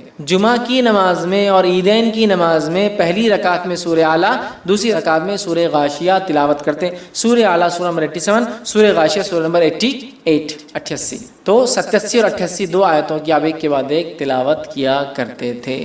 کتنی اہم بات ہے نا، کتنی اہم فضیلت ہے، اندازہ لگایا کہ آپ صلی اللہ علیہ وسلم اس کو تلاوت کیا کرتے تھے جمعہ اور عیدین کی نماز. پہلی رکعت میں سورہ اعلیٰ، دوسری رکعت میں سورہ غاشیہ. ہمیں بھی چاہیے اس کی تلاوت کریں. عموماً ہم دیکھتے ہیں بہت سارے لوگ کرتے بھی ان دوستوں کی تلاوت جمعہ کی نماز میں اور عیدین کی نماز میں، تو اس سے بھی اس کی فضیلت پتہ چلتی ہے. اسی طرح جو ہے نماز وتر کی پہلی رکعت میں نبی اکرم صلی اللہ علیہ وسلم سورہ اعلیٰ پڑھتے ہیں. زیادہ تر پہلی رکعت میں سورہ اعلیٰ پڑھتے ہیں، دوسری رکعت میں سورہ کافرون پڑھتے ہیں، تیسری رکعت میں سورہ اخلاص پڑھتے ہیں. ٹھیک ہے، تو اس سے بھی اس کی فضیلت پتہ چلتی ہے سورہ اعلیٰ کی کہ آپ صلی اللہ علیہ وسلم اس کو نماز میں پڑھا کرتے تھے، یاد رکھیے. اور خاص طور سے یہ سورہ غاشیہ سورہ نمبر 88 اس کی فضیلت آ گئی کہ یہ بھی نبی اکرم صلی اللہ علیہ وسلم جمعہ اور عیدین کے نماز میں اس کو تلاوت کرتے تھے. ٹھیک، اسی طرح جو ہے سورہ نمبر 109 سورہ جو ہے الکافرون، اس کی فضائل بھی دیکھتے ہیں. ایک مرتبہ سورہ الکافرون پڑھنے کا ثواب 1/4 قرآن پڑھنے کے برابر ہے. جیسا سورہ اخلاص کو ایک مرتبہ پڑھنے کا ثواب 1/3 قرآن پڑھنے کے برابر ہے، سورہ کافرون کے پڑھنے کا ثواب 1/4 مطلب پاؤ قرآن پڑھنے کے برابر ہے. کیوں؟ اس لیے کہ سورہ کافرون میں کفر کا رد ہے، کفر کا رد ہے نا.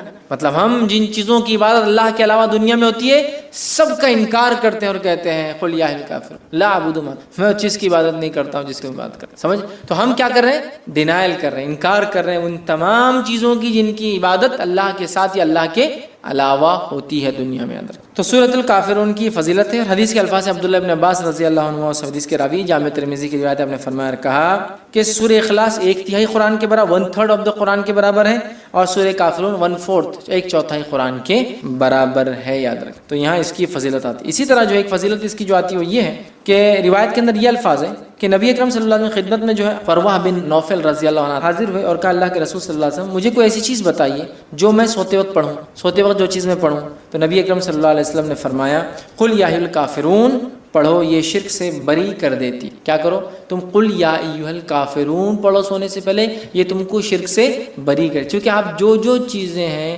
جن کی عبادت اللہ کے ساتھ یا اللہ کے علاوہ ہوتی ہے ان کا انکار کرتے ہیں. تو گویا ایک آدمی سورہ کافرون پڑھ کے جب سوتا ہے شرک سے برات کر کے، نفرت کا اظہار کر کے کہ میں بری ہوں جن چیزوں کی عبادت تم اللہ کے علاوہ، جن چیزوں کو تم ایسوسیٹ کرتے ہو اللہ کے ساتھ، میں ان سے بری ہو کر سو رہا ہوں. تو ایک صحابی کو آپ نے فرمایا رات میں سوتے وقت کیا پڑھنا چاہتے ہو؟ سورۃ الکافرون پڑھ کر تم سو. اسی طرح طبرانی کی روایت میں آتا ہے کہ علی رضی اللہ عنہ فرماتے ہیں کہ دوران نماز نبی اکرم صلی اللہ علیہ وسلم کو ایک بچھو نے کاٹ لیا. آپ نماز پڑھ رہے ہیں اور طبرانی کی روایت میں آپ کو ایک بچھو نے کاٹ لیا. جب آپ صلی اللہ علیہ وسلم نماز سے فارغ ہوئے تو بچھو کو آپ نے مارا اور کہا اللہ کی لعنت ہو بچھوؤں پر، یہ نبی اور غیر نبی کس کو بھی نہیں چھوڑتے. اللہ کی لعنت ہو بچھو پر، یہ ایک ایسا جانور ہے موذی، یہ نبی اور غیر نبی کسی کو نہیں چھوڑتا ہے، سب کو ڈس لیتا ہے، اس میں تمیز ہی نہیں اس کے اندر. پھر آپ صلی اللہ علیہ وسلم نے پانی اور نمک منگوایا، ٹھیک، اور دونوں کو ملا کر، پانی اور نمک کو ملا کر اس پہ ملا، زخم پر اس کو ملا، اور ساتھ میں سورہ کافرون اور معوذتین پڑھ کر دم کیا. سورہ کافرون سورہ نمبر 109 اور معوذتین سورہ نمبر 113 اور 114 پڑھ کر دم زخم پہ دم کیا، پڑھ کے پھونکا. اس نمک اور پانی خصوصیت رکھتا ہے کہ زہر کے اثر کو کم کرے، زخم کو بھرے جو بچھو کاٹنے سے. اور پڑھنے سے یاد رکھیے جب سورہ کافرون اور سورہ فلق اور سورہ ناس پڑھ کے آپ نے دم کیا تو اثر کم ہو. ایک روایت میں آتا ہے کہ آپ نے سورہ اخلاص، سورہ فلق اور سورہ ناس پڑھی. ٹھیک ہے، تو اس میں ہم یہ کہہ سکتے چونکہ دونوں روایتیں صحیح ہے تو ہو سکتا ہے ایک واقعے پہ آپ نے یہ پڑھا ہو یا ایک واقعے پہ آپ نے یہ پڑھا ہو، اللہ عالم جو بھی ہو. چونکہ ایک روایت میں اخلاص اور معوذتین اور ایک میں کافرون اور معوذتین کے الفاظ بہرحال آتے ہیں. ٹھیک، اسی طرح جو ہے جامع ترمذی کی روایت ہے بیت اللہ شریف کا طواف کرنے کے بعد 2 رکعت نماز سے پہلے نبی اکرم صلی اللہ علیہ وسلم پہلی رکعت میں سورہ کافرون اور دوسری میں سورہ اخلاص پڑھتے ہیں. طواف کر لیا آپ نے، پھر آپ مقام ابراہیم کے پاس جاتے ہیں، جو 2 رکعت پڑھتے ہیں تو نبی اکرم صلی اللہ علیہ وسلم کا طریقہ رہا سننا، ضروری نہیں کسی کو نہ یاد ہو تو کوئی مسئلہ نہیں، پہلی رکعت میں سورہ کافرون اور دوسری رکعت میں سورہ اخلاص آپ پڑھا کرتے تھے، ٹھیک ہے، تو اس سے بھی پتہ چلتا ہے اس کی اہمیت۔ نسائی کی روایت ہے 3 وتر کی نماز میں نبی اکرم صلی اللہ علیہ وسلم پہلی رکعت میں سورہ اعلیٰ 87 سورہ نمبر، دوسری رکعت سورہ کافرون 109 109 اور تیسری رکعت سورہ اخلاص 112 نمبر کا سورہ پڑھا کرتے تھے وتر میں، 3 رکعت وتر جب آپ نماز پڑھتے تھے۔ آئیے آگے بڑھتے ہیں، سورہ نمبر 112 سورہ اخلاص کے فضائل۔ سورہ نمبر 112 سورہ اخلاص ہے، اور میں سمجھتا ہوں اسے کتنے فضائل ہے، اسی کوئی انتہا نہیں، اس لیے کہ اس سورت کا نام بتاتا ہے اخلاص۔ اخلاص کا معنی ہوتا ہے پیور، خالص، بغیر ملاوٹ کا۔ اخلاص نے کیا کیا؟ سورۃ الاخلاص نے رب اور رب کیا نہیں ہے اس کو فرق کر دیا، گاڈ کیا ہے اور کیا نہیں ہے اس کو ڈیفرینشیٹ کر دیا، اس لیے اخلاص صاف کر دیا، کلیئر کر دیا، پیور کر دیا، کسی بھی قسم کی ملاوٹ باقی نہ کہ رب کون ہے اور کیسا ہے۔ اخلاص، الاخلاص، سورۃ الاخلاص، خالص کا بولتے ہیں نا، خالص سونا، خالص دودھ ہے نا، مطلب پیور گولڈ، پیور ملک، خالص، ساری گندگیوں سے، برائی سے، کمزوریوں سے پاک، عیب سے پاک، ٹھیک۔ سورۃ الاخلاص، سورۃ الاخلاص، سورہ اخلاص پڑھنے والوں سے اللہ تعالیٰ جو ہے محبت فرماتا ہے۔ سورہ اخلاص جو لوگ پڑھتے ہیں اللہ تعالیٰ ان سے محبت فرماتا ہے۔ مسلم کی روایت ہے، ماں عائشہ رضی اللہ عنہا فرماتی اور کہتی ہے کہ اللہ کے رسول صلی اللہ علیہ وسلم نے ایک شخص کے قیادت میں لشکر بھیجا، مطلب ایک شخص کی قیادت میں، لیڈرشپ میں ایک بٹالین، ایک لشکر جو ہے آپ نے بھیجا۔ وہ صاحب جب نماز پڑھاتے تو اپنی قرأت میں سورہ اخلاص پر ختم کرتے، مطلب جب بھی نماز پڑھاتے جو ختم کرتے نماز تو اینڈنگ سورہ اخلاص، مطلب اگر ایک سورہ پڑھا تو دوسرا سورہ اخلاص آخر میں ہوتا ہی تھا، اینڈنگ سورہ اخلاص۔ آنے کے بعد لوگوں نے کہا اللہ کے رسول صلی اللہ علیہ وسلم یہ صاحب کیا کرتے تھے، ہر نماز کے اینڈ میں سورہ اخلاص ایڈ رہتا تھا ان کا ایڈیشن، تو ختم کرتے۔ جب لشکر واپس آیا تو لوگوں نے رسول اللہ صلی اللہ علیہ وسلم ذکر کیا، آپ صلی اللہ علیہ وسلم نے ارشاد فرمایا اس سے دریافت کرو ایسا کیوں کرتا تھا۔ لوگوں نے اسے دریافت جا کر پوچھا تم ایسا کیوں کرتے تھے، تو اس نے جواب دیا یہ سورہ رحمان کی صفت بیان کرتا ہے، یہ سورہ رحمان کے، رب کے اوصاف، کیریکٹرسٹکس بیان کرتا ہے۔ قل هو اللہ احد، کہہ دو وہ اللہ ایک ہے، اللہ الصمد، اللہ بے نیاز، لم یلد ولم، ٹھیک ہے، لم یلد ولم یولد، وہ کسی سے پیدا نہیں ہوا اور اس کے کوئی ماں باپ نہیں، مطلب نہ اس نے کسی کو پیدا کیا نہ وہ کسی سے پیدا ہوا، نہ وہ اس کے کوئی ماں باپ ہے، نہ اس کو بیوی ہے، نہ اس کے کوئی بچے ہیں، ولم یکن لہ کفوا احد، اور اس جیسا دوسرا کوئی نہیں۔ تو رب رحمان کی صفت یہ سورت بیان کرتی ہے۔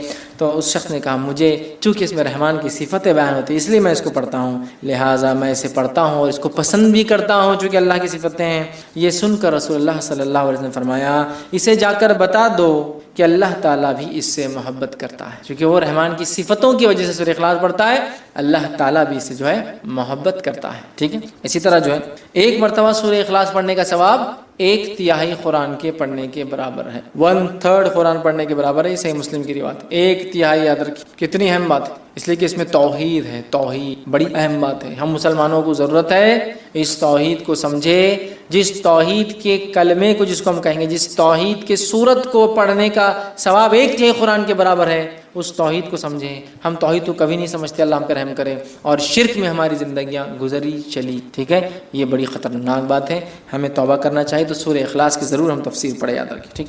اسی طرح سورہ اخلاص سے محبت اور اس کی کثرت سے تلاوت جنت میں جانے کا باعث ہے، اس سے محبت اور کثرت سے اس کی تلاوت جنت میں جانے کا باعث ہے۔ ابو ہریرہ رضی اللہ عنہ فرماتے ہیں رسول اکرم صلی اللہ علیہ وسلم کے ساتھ میں تھا، آپ صلی اللہ علیہ وسلم نے ایک آدمی کو قل هو اللہ احد پڑھتے ہوئے سنا، تو آپ صلی اللہ علیہ وسلم نے فرمایا اس کے لیے واجب ہو گئی۔ میں نے عرض کیا کیا واجب ہو گئی، تو آپ صلی اللہ علیہ وسلم نے ارشاد فرمایا جنت۔ سورہ اخلاص پڑھا، آپ نے فرمایا اس کے لیے واجب ہو گئی۔ میں نے پوچھا کیا واجب ہوگی اس کے لیے، تو کہا جنت۔ تو ابو کیا لگ رہا، صرف قل هو اللہ احد اللہ الصمد لم یلد ولم یولد ولم یکن لہ کفوا احد، جنت میرے واجب ہو گئی۔ یہ کلمے کے مطابق میری پوری زندگی گزرے مجھ پر جنت، یہ کلمے کے مطابق میری پوری زندگی گزرے اور میری موت اخلاص توحید پر ہی آئے، یہ میرے لیے واجب ہے، اب جنت میں۔ تو آپ سمجھ رہے ہیں کتنی اہم بات ہے، سورہ اخلاص معمولی نہیں، یاد رکھیں۔ اسی طرح جو ہے 10 مرتبہ سورہ اخلاص پڑھنے والے کے لیے جنت میں ایک گھر تعمیر کر دیا جاتا ہے۔ اب آپ دیکھیے غور سے، یہ پہلی صورت آئی جس میں کوانٹٹی آئی، کتنی بار پڑھنا ہے، باقی کسی میں بھی کوانٹٹی نہیں تھی اب تک۔ تو آپ جس کو بولیں گے آپ تعداد مت طے کیجیے، اب صورت میں کتنا پڑھنا ہے بس پڑھتے جائیے، یہاں کوانٹٹی ہے۔ اگر اس نیت سے 10 بار پڑھی جائے کہ اس سے جو ہے جنت میں گھر چاہیے، تو پھر اسی کوانٹٹی فکس ہے، پھر 10 بار ایک ساتھ پڑھنا ہے۔ آئیے حدیث کے الفاظ، مسند احمد کی روایت ہے، معاذ بن انس رضی اللہ عنہ فرماتے اور کہتے ہیں رسول اللہ صلی اللہ علیہ وسلم فرمایا جس نے قل اللہ احد آخر تک 10 بار پڑھی، اس کے لیے اللہ تعالیٰ جنت میں گھر تعمیر کرتے، جس جس نے سورہ اخلاص کو 10 بار پڑھا اللہ تعالیٰ اس کے لیے جنت میں ایک گھر تعمیر کرتے ہیں. سمجھ رہا بات کو؟ گھر تعمیر کرتے اللہ تعالیٰ کس شخص کے لیے؟ جو سورہ اخلاص کو 10 بار پڑھتا ہے. یاد رکھیے. تو آپ دیکھیے کتنی بڑی فضیلت ہے کہ 10 ٹائمز کا ریسیٹیشن جنت میں ایک گھر. مذاق نہیں. ٹھیک ہے. اسی طرح شیطان کے وسوسوں سے بچنے کے لیے سورہ اخلاص پڑھ کر بائیں جانب، ٹھیک، بائیں مطلب لیفٹ ہینڈ جو ہے 3 مرتبہ تھوکنا چاہیے. یہ وسوسے جو کنٹینیو آتے ہیں نا اس کا بھی علاج ہے اس کے اندر. ٹھیک. حدیث کا الفاظ سنیے جو ہے ابو داؤد کی روایت ہے. جو ہے ابو سلمہ بن عبد الرحمن رضی اللہ عنہ کہتے ہیں کہ رسول اللہ صلی اللہ علیہ وسلم نے فرماتے ہوئے سنا ہے کہ ایک وقت آئیں گا لوگ ایک دوسرے سے بہت زیادہ سوال کریں گے حتیٰ کہ ایک کہنے والا کہیں گا اچھا مخلوق کو اللہ نے پیدا فرمایا. ایک آدمی آگے کیا سوال کریں گا؟ اچھا مخلوق کو اللہ نے پیدا کیا تو وہ اللہ کو کس نے پیدا کیا؟ وہ شک ڈال لیں. مخلوق کو اللہ نے پیدا کیا تو اللہ کو کس نے پیدا کیا؟ جب لوگ ایسی باتیں کریں گے تو کہنا، جب لوگ ایسی باتیں کریں گے تمہارے سامنے تو تم کیا کہنا؟ اللہ احد اللہ الصمد لم یلد ولم یولد ولم یکن لہ کفوا احد. خطرناک وسوسہ ہے نا. اللہ کو کس نے پیدا کیا؟ ٹھیک ہے. یہ پڑھ لینا. اللہ ایک ہے، اللہ بے نیاز ہے، اس نے کسی کو نہیں پیدا کیا، اس سے کوئی پیدا نہیں ہوا اور اس کا ہمسر اس کے برابر کوئی نہیں ہے. پھر 3 مرتبہ بائیں طرف لیفٹ ہینڈ کی طرف تھوک کر شیطان سے اللہ تعالیٰ کی پناہ طلب کرنا. ادھر تھوکنا ہے لیفٹ ہینڈ اعوذ باللہ من الشیطان الرجیم. یہ پڑھ کر 3 بار تھوک کر شیطان سے اللہ تعالیٰ میں پناہ لینا. اعوذ باللہ من الشیطان الرجیم پڑھنا. نماز میں وسوسے آئے تو اس کا طریقہ الگ ہے. نماز میں وسوسے آئے اعوذ باللہ من الشیطان الرجیم ادھر تھوکنا ہے لیفٹ ہینڈ. اور اللہ تعالیٰ کی ذات میں وسوسہ ڈال رہا ہے غیر نماز میں تو اللہ احد اللہ الصمد لم یلد ولم یولد ولم یکن لہ کفوا احد ادھر تھوکنا ہے لیفٹ ہینڈ. تو یہ نکل جاتا ہے. اب ایک چیز چونکہ میں نے بول دیا ہوں تو اب اس کو کچھ نہ کچھ لاجیکل آپ کو کچھ آنسر دیتا ہوں بات سمجھنے کے لیے. اللہ کو کس نے پیدا کیا؟ لوگ سوال کرتے ہیں. بہت سارے ایتھیسٹ وغیرہ ایسے لوگ ہم سے بھی کر سکتے ہیں دعوتی فیلڈ میں. ٹھیک. یا وہ لوگ جو اللہ کو نہیں مانتے ہیں، گاڈ کو نہیں مانتے ہیں، کریٹر کو نہیں مانتے ہیں. میں ایک ایگزامپل دے کے بات سمجھاتا ہوں. اگر کوئی بول رہا ہے کہ بی کو کس نے پیدا کیا تو ہم کہہ رہے سی. تو سی کو کس نے پیدا کیا تو ہم کہہ رہے ڈی. تو ڈی کو کس نے پیدا کیا ہم کہہ رہے ای. کوئی نہ کوئی تو فرسٹ ہوگا جس کو کسی نے نہیں پیدا کیا ہوگا. ورڈ نیچرل ہے. آپ کتنا بھی لمبا جائیے، جانے کے بعد ایک سرٹن پوائنٹ پہ آ کے آپ کو یہ بات تو ماننا پڑے گی کوئی ایک تھا جو بغیر بنائے بنا ہے. دیکھیں اللہ کو کس نے پیدا کیا، اس کو کسی نے پیدا کیا تو اس کو کس نے پیدا کیا، پھر اس کو تو بات تو وہی چاہ کے پھر جو فرسٹ ہے پھر وہی ہوگا اس کو کس نے پیدا کیا. کوشچن تو اینڈ لیس ہے. تو ہم کہہ رہے ہیں جو نہیں پیدا ہوا اللہ ہے اور جس سے سب کچھ پیدا ہوا وہ اس کی مخلوق ہے. ختم. کوئی بتا بی کو کس نے پیدا کیا تو آپ بول رہے نہیں سی تو ہوں گا نا کوئی. تو میں بول رہا سی کو کس نے پیدا کیا تو آپ ڈی ہوں گا. اچھا ڈی کو کس نے کیا تو ای ہوں گا. تو اینڈ لیس چلتے ہی جا رہی بات. تو کوئی نہ کوئی ایک ہے ذات جس سے ابتدا ہونا چاہیے پورے کائنات. لیکن اس بات پہ زیادہ غور و فکر نہیں کرنا چاہیے. میں نے صرف لاجیکل آپ کو ریزننگ کے لیے بات کر، فکر کرنا نہیں چاہیے. اور ایسے کبھی خیالات آئے تو اللہ میں پناہ مانگنا چاہیے شیطان مردود سے. اعوذ باللہ من الشیطان. اور طریقہ بھی اب ہم کو پتہ چل گیا. یا ایمان کی کمزوری کی جو دعا ہے وہ بھی آپ پڑھ سکتے کسی بھی چیز میں. رضیت باللہ ربا وبالاسلام دینا وبمحمد نبیا. یہ خاص طور سے ایسے سوال کوئی لائے تو آپ نے فرمایا اللہ احد اللہ الصمد لم یلد ولم یولد ولم یکن کفوا احد اعوذ باللہ من الشیطان الرجیم. یہ اس کا طریقہ ہے. ختم. لاجیکلی آپ کو ایکسپلین کر دیا میں نے. ٹھیک.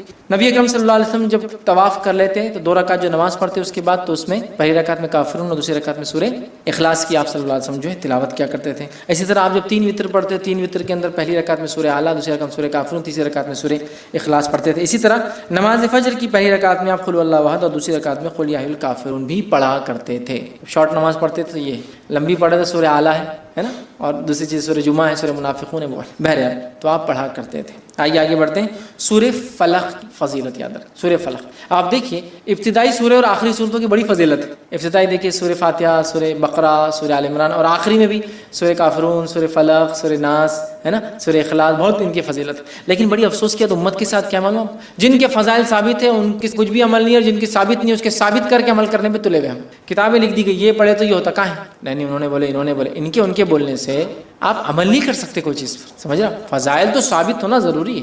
ایسے فضائل ہم دل سے گڑھ دیں گے تو پھر تو پورے دین اور شریعت کو بدل دیں گے تھوڑے دن بعد.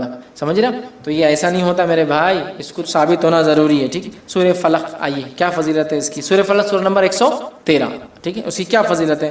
سورہ فلق جو ہے بہت زیادہ جو ہے اللہ تعالیٰ کو پسندیدہ سورت ہے. ٹھیک ہے. اس کے تعلق سے نسائی کی روایت ہے عقبہ بن عامر رضی اللہ عنہ فرماتے ہیں، کہتے ہیں نبی اکرم صلی اللہ علیہ وسلم کی خدمت میں حاضر ہوا تو آپ صلی اللہ علیہ وسلم اونٹنی پر سوار تھے، میں آپ صلی اللہ علیہ وسلم کے قدم مبارک کو میں نے ہاتھ رکھا. ایسا کوئی آدمی اوپر ہوتا ہے آپ ہاتھ رکھ کے بات کرتے ہیں نا، ہاتھ رکھتے ہیں، یہ ہاتھ رکھتے ہیں مانڈی پر، سمجھو کوئی آدمی اوپر بیٹھا ہے آپ جا کے ہاتھ رکھتے ہیں نا، تو وہ بھی نبی اکرم صلی اللہ علیہ وسلم کے پیر پہ انہوں نے ہاتھ رکھا. وہ آپ اوپر تھے نا، ہائٹ پر تھے، تو ہاتھ رکھا اور عرض کیا مجھے سورہ ہود اور سورہ یوسف جو ہے پڑھائے ہیں، یہ دو صورتیں مجھے اللہ کے رسول آپ پڑھائیے.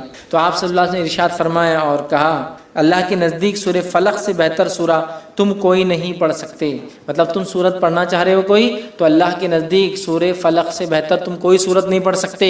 قل اعوذ برب الفلق، پناہ مانگ رہے ہیں اللہ میں، ٹھیک ہے. تو تم اس سورت سے بڑھ کر کوئی سورت جو ہے نہیں پڑھ سکتے. مطلب تم مجھ سے چاہ رہے ہو کہ میں تمہیں یہ دو صورتیں پڑھاؤں، اس سے بہتر ہے تم یہ صورت پڑھو. تو اللہ کے نزدیک یہ صورت بڑی فضیلت کی حامل ہے، ٹھیک ہے. اسی طرح معوذتین، مطلب چونکہ سورہ فلق اور سورہ ناس کی فضیلت دونوں ساتھ ساتھ ہی آتی کبھی بھی، اس لیے اب خالی سورہ فلق کی ایک فضیلت الگ سے رکھ دیا میں نے. اب دونوں کی مل کر دیکھتے کیا آتی ہے. دو صورتیں لاسٹ کی جو جس کو کہیں گے جوڑی ہے صورتوں کی، یہ بہت اہم ہے، بہت ہے. اتنی اہم ہے میں کہہ رہا ہوں نا جس کو انتہا نہیں. مطلب مصیبت، پریشانی، آندھی طوفان، آفت، بارش، زلزلے، تکلیف، بیماری، کوئی مصیبت پریشانی آئے، کوئی ٹینشن ہو، سب کے لیے ایک ہی حل اور دوا سورہ فلق اور سورہ ناس. اب اگر ہمارے پاس سمجھ لیجیے کوئی آیا اور کہا بہت پریشان ہوں مولوی صاحب کیا کروں، سورہ فلق اور سورہ ناس. اچھا چلو دیکھ لیتے پڑھ کے. نہیں جمتا ہوں کیسے. نہیں دیکھو اب بہت آپ پریشان ہیں نا، تو آپ کیا کرو، سب سے پہلے تو رات میں 12 بجے تک جاگو.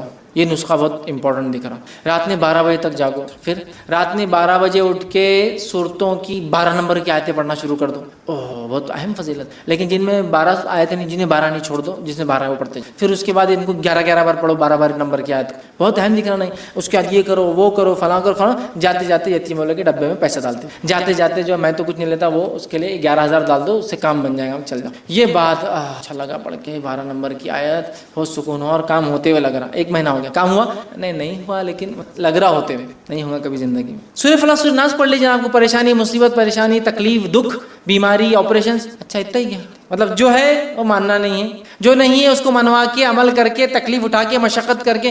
تو وہ بات ہم کو سمجھ میں بہت جلدی ہے. آپ کو مصیبت ہے آپ فلاں کیجیے، آپ کو یہ ہے بھائی ہے آسان ہے، لیکن پھر اثر کیوں نہیں ہوتا ہم کو؟ ہم اب جتنا بول رہے ہیں آپ سورہ فاتحہ سورہ فلق روز پڑھ رہے ہیں. وہ ایمان، وہ بلیف، وہ یقین، وہ امید، وہ اس کے معنی اور مفہوم پہ غور کرنا، اور پھر وہ لو لگا کر وہ کرنا، اور یہ صورتوں کو پھر پڑھنا، پھر اللہ تعالیٰ سے مانگنا، اور یہ اعتماد کر لینا کہ اس کے علاوہ کچھ نہیں، یہی ذریعہ تھا جو میں نے اپنا لیا.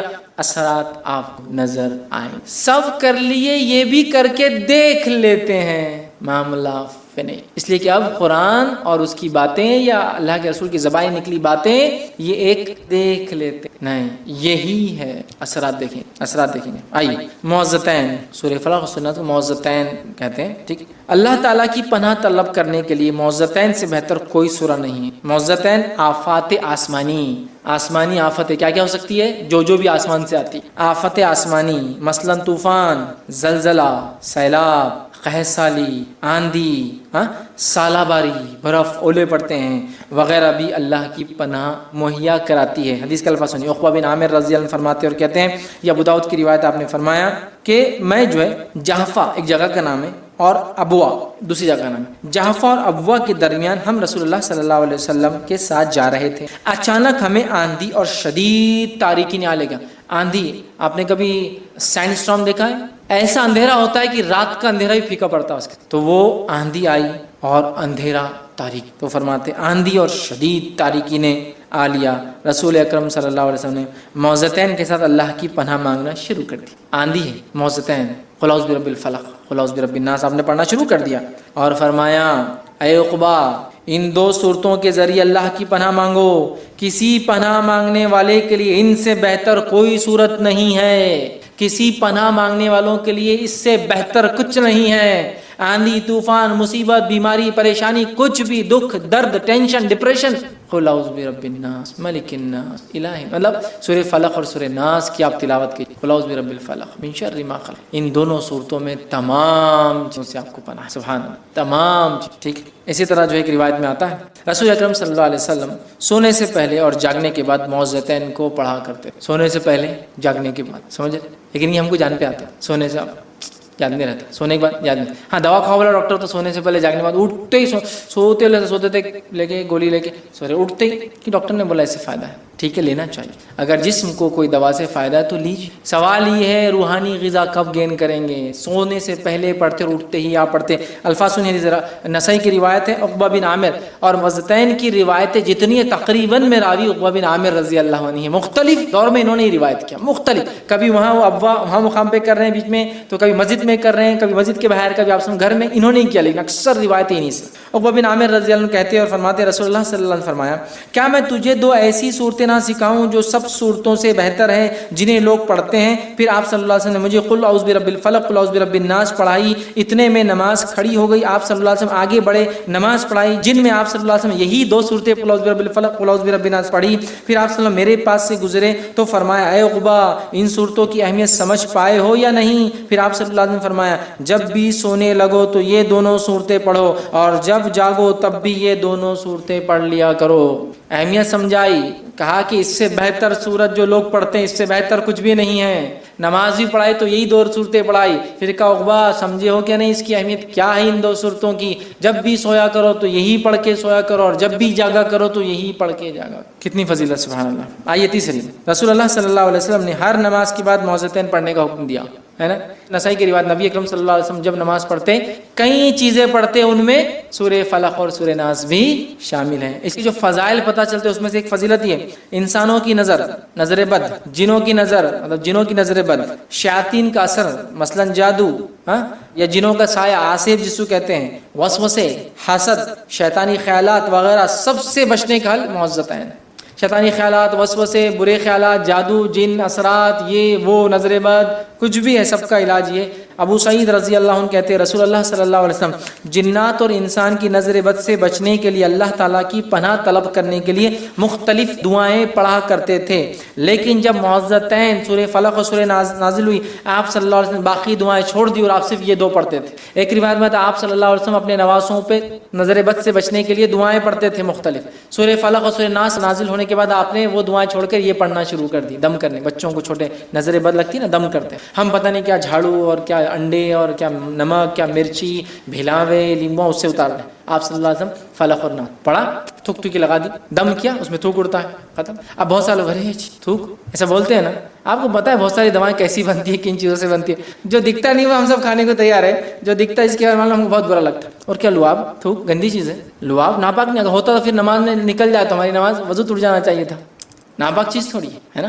ہوتا ہے نا بہت سارے لوگ تھوک اڑ گیا تو ایسا لڑتے کہ ایسا اس کی عزت چلے گی زندگی بھر کے لیے. کوئی ایسڈ اڑا دیا اس نے سلفیورک ہے نا کہ اس کا آنکھ جل گیا، جسم ہو گیا، اتنا غصہ کرتا اڑ گیا یار سوری چلو معاف کر دو یار ایک دوسرے کو. سامنے والا ہی معافی مانگ لے، پوچھ بھی دے گا ضرورت پڑے تو نہیں بھائی صاحب غلطی ہوئی، بٹ وہ ناپاک نہیں جس سے آپ کا جسم ناپاک ہو گیا یا آپ کو غسل لینے کی ضرورت ہے یا آپ کو جا کے وضو، یہ اتنا کوئی سیریس کیس نہیں. ہو جاتا ہے، سمجھ رہے بات کو. ہوتا ہے نا کوئی آدمی نے پانی پی لیا تو میں اس کا منہ کا نہیں پیتا، جو منہ سے کیا تھوک ہے نا ناپاک چیز، سمجھنے کی ضرورت ہے. بہرحال تو تھک دم کرتے یاد رکھیے ٹھیک. تو نظر سے بچنے کے لیے پہلے بہت ساری پڑھتے، لیکن جب یہ دو صورتیں نازل ہو گئی تو آپ نے وہ دعائیں چھوڑ دی. اسی طرح رسول اللہ صلی اللہ علیہ وسلم جادو کیا گیا تو جبرائیل علیہ السلام نے آپ کو معوذتین پڑھنے کی ہدایت دی، جسے پڑھنے کے بعد رسول اکرم صلی اللہ علیہ وسلم مکمل اثر اور شفا ہوئی. اسی طرح معوذتین جادو کے اثر زائل کرنے کے لیے سب سے بہترین اور سب سے مؤثر دعا ہے جو ہم لوگ کر سکتے ہیں. اسی طرح مرض الموت میں معوذتین پڑھ کر دم کرنے سے جھانکنے کی تکلیف بھی کم ہوتی ہے. اسی طرح بخار کی تیزی ہونے پر بھی یہ پڑھ کر دم کیا جا سکتا ہے. اسی طرح بچھو کے کاٹنے پہ یا زہریلی چیز کے کاٹنے پر بھی اس کو پڑھ کر دم کیا جا سکتا ہے. آندھی طوفان بارش کے لیے بھی اس کو پڑھا، ذہنی ٹینشن پریشانی کے لیے بھی پڑھا جا سکتا ہے. حضرت عائشہ رضی اللہ عنہا فرماتی اور کہتی ہے، اور یہ روایت بخاری کی ہے، وہ کہتی ہے نبی اکرم صلی اللہ علیہ وسلم جب بیمار ہوتے تو معوذتین پڑھ کر اوپر پھونکتے اپنے. ٹھیک ہے. مرض الموت میں آپ صلی اللہ علیہ وسلم کی بیماری شدت اختیار کر گئی، مطلب وہ مرض جس میں آپ کا انتقال ہو گیا شدت اختیار کی، تو میں معوذتین مطلب آپ نہیں پڑھ پائے تو مجھ سے کہا تو میں معوذتین پڑھ کر آپ صلی اللہ علیہ وسلم پر پھونکتی اور برکت کی خاطر آپ کا دست مبارک آپ کے جسم اطہر پر پھیر، آپ ہی کا ہاتھ لے کر آپ کسی پہ میں پھیر خود کا ہاتھ. نبی اکرم صلی اللہ علیہ وسلم آپ رات میں سورہ فلق اور سورہ ناس پڑھ کر دم کرتے، تھوکتے، دم کرتے، اور پہلے بال مبارک مطلب سر مبارک، پھر چہرے مبارک اور جسم کے سامنے کے پورے حصے پر جہاں تک ہاتھ جاتا ہے پھرتے. سونے سے پہلے پڑھ لیا سورہ فلق، سر، چہرہ اور جسم کا جہاں تک ہاتھ جاتا وہاں ملا کرتے. ٹھیک ہے، آپ کا خود کا عمل تھا. اسی طرح جو ہے معوذتین فضیلت اور اجر و ثواب کے اعتبار سے اپنی مثال آپ ہے، ان کا کوئی مثال ایگزامپل ان کے برابر نہیں ہے۔ یہ روایت جو ہے مسلم کی ہے، عقبہ بن عامر رضی اللہ عنہ اس کے راوی فرماتے ہیں، کہتے ہیں رسول اللہ صلی اللہ علیہ وسلم نے فرمایا تم نے غور کیا آج کی رات مجھ پر ایسی آیت نازل ہوئی ہے کہ اس سے پہلے کبھی ایسی آیت نہیں دیکھی گئی ہے، اور وہ قل اعوذ برب الفلق اور قل اعوذ بالناس، یونیک ہے، اس کی مثال کوئی دوسری سبسٹیوٹ نہیں ہے۔ ہندو اپنا لیجئے، ان کو عادت بنا لیجیے، ٹھیک، اور اس کو ایمان کے ساتھ پختہ یقین کے ساتھ پڑھی کہ اس میں اثر ہے، وہ چلتا ہے بولے تو کچھ اثر نہیں ہو، یہی اور اس کے ساتھ دنیاوی سارے ذرائع استعمال کیجئے، اسلام نہیں روکتا۔ آپ صلی اللہ علیہ وسلم بچھو نے کاٹا، آپ نے پانی اور نمک منگایا، پانی میں نمک ملا کے زخم پر ملنا شروع کیا، سورہ فلق، سورہ ناس، سورہ کافرون یا سورہ اخلاص پڑھ کے دم کیا، دنیاوی ریمیڈی بھی چالو ہے، اور اللہ تعالیٰ کی طرف سے دی گئی جو جس میں جسمانی بھی شفا ہے اور روحانی بھی ہے وہ بھی چالو، اسلام نہیں روکتا اس سے، ٹھیک، بیماری ہے انجیکشن لیجئے، گولی لیجئے، دوا لیجئے، اور ساتھ میں سورہ فلق سورہ ناس بھی چالو، اور ایمان کے ساتھ پختہ کہ یہ چیز اثر دکھائیں گی، اور یہ چیز اثر دیں گی باقی تمام چیز، اللہ کے کلام کی خصوصیت یہ ہے۔ اب آئیے آخری بس ختم کرتے ہیں بات کو، سورہ اخلاص، سورہ فلق اور سورہ ناس، یہ تینوں کی جوڑی کی بڑی فضیلت ہے، وہ بھی رکھ دیتا ہوں۔ پہلے سورہ اخلاص الگ دیکھ لیا، سورہ فلق الگ دیکھ لیا، پھر سورہ فلق اور سورہ ناس چونکہ ایک ساتھ آتے ہیں وہ دیکھ لی، اب یہ تینوں کو دیکھ لیتے ہیں، ان تینوں کے کیا فائدے ہیں، اور بات کو ختم کرتے ہیں، ٹھیک ہے، ایک ساتھ پڑھنے کی فضائل کیا ہے۔ آپ صلی اللہ علیہ وسلم فرمایا توریت، زبور اور انجیل حتیٰ کہ قرآن مجید میں بھی کوئی سورت سورہ اخلاص، سورہ فلق اور سورہ ناس جیسی فضائل نہیں رکھتی۔ توریت انجیل زبور میں تو تھی نہیں یہ تینوں بھی، اور اس جیسی فضیلت والی کوئی سورت قرآن میں بھی نہیں ہے، ان کا کوئی برابر ہم پلہ نہیں۔ اس طرح آپ نے فرمایا صحابہ کو روزانہ رات سوتے وقت سورہ اخلاص، سورہ فلق اور سورہ ناس پڑھنے کی تاکید کی۔ آئیے حدیث کے الفاظ اس طرح سے، یہ مسند احمد کی روایت ہے، عقبہ بن عامر رضی اللہ عنہ فرماتے کہتے ہیں نبی اکرم صلی اللہ علیہ وسلم سے ملا تو آپ صلی اللہ علیہ وسلم فرمایا اے عقبہ جو قطع رحمی کرے اس سے تو صلہ رحمی کر، جو تجھے محروم رکھے تو اسے عطا کر، جو تجھ پر ظلم کرے تو اسے معاف کر دے۔ عقبہ بن عامر رضی اللہ عنہ کہتے ہیں میں دوبارہ آپ صلی اللہ علیہ وسلم خدمت میں حاضر ہوا تو آپ صلی اللہ علیہ وسلم فرمایا عقبہ اپنی زبان کو روک، اپنے گناہوں پر آنسو بہا، اپنے گھر میں بیٹھا رہے۔ عقبہ بن عامر رضی اللہ عنہ کہتے ہیں میں پھر آپ صلی اللہ علیہ وسلم کی خدمت میں حاضر ہوا، آپ صلی اللہ علیہ وسلم فرمایا اے عقبہ کیا میں تجھے ایسی صورت نہ سکھاؤں کہ اس جیسی صورت نہ توریت نہ انجیل نہ زبور میں جو ہے نازل ہوئی اور نہ ہی قرآن میں ہوئی، سن تجھ پر کوئی ایسی رات نہ گزرنے پائے جس میں تو 3 صورتیں نہ پڑھے، کوئی رات ایسی نہیں گزرنا جس میں یہ 3 صورتیں تو نے نہ پڑھی ہو۔ کون کون سی؟ قل هو اللہ احد، قل اعوذ برب الفلق، قل اعوذ برب الناس۔ اسی طرح آپ صلی اللہ علیہ وسلم فرماتے ہیں، ابو داؤد کی روایت ہے جو ہے حضرت خبیب رضی اللہ عنہ کے راوی وہ کہتے ہیں کہ شدید بارش اور تاریکی کی رات میں ہم رسول اللہ صلی اللہ علیہ وسلم کو تلاش کرنے لگے تاکہ وہ ہمیں نماز پڑھائے، عشاء کی نماز شاید نہیں پڑھے تھے، نکلے ڈھونڈنے، ہم نے آپ صلی اللہ علیہ وسلم تلاش کر لیا، آپ صلی اللہ علیہ وسلم نے دریافت فرمایا، اور تلاش کر لیا ہم نے کسی جگہ مل گئے آپ صلی اللہ علیہ وسلم، دریافت فرمایا کیا تم نے نماز پڑھ لی؟ آپ صلی اللہ علیہ وسلم ہم سے پوچھا، جب میں نے جواب نہ دیا تب آپ صلی اللہ علیہ وسلم فرمایا کہو، میں نے پھر بھی کچھ جواب نہیں دیا، پھر آپ نے پوچھا، وہ کہتے ہیں میں نے کچھ بھی نہیں جواب دیا، تیسری بار جب کہا آپ صلی اللہ علیہ وسلم تو میں نے عرض کیا اے اللہ کے رسول صلی اللہ علیہ وسلم نہیں، تو آپ نے ارشاد فرمایا شام اور صبح کے وقت 3 مرتبہ، شام اور صبح کے وقت 3 مرتبہ 3 ٹائمز سورہ اخلاص اور معوذتین سورہ فلق و ناس پڑھو، یہ ہر مصیبت اور تکلیف سے بچنے کے لیے 3 ٹائمز ڈے اینڈ نائٹ، صبح اور شام، مطلب صبح اور شام یہ 3 صورتوں کو پڑھنا ہے اور اس کو جو ہے دم کرنا، یاد رکھیے یہ تیرے لیے ہر تکلیف سے بچاؤ کے لیے کافی۔ اسی طرح رات سونے سے قبل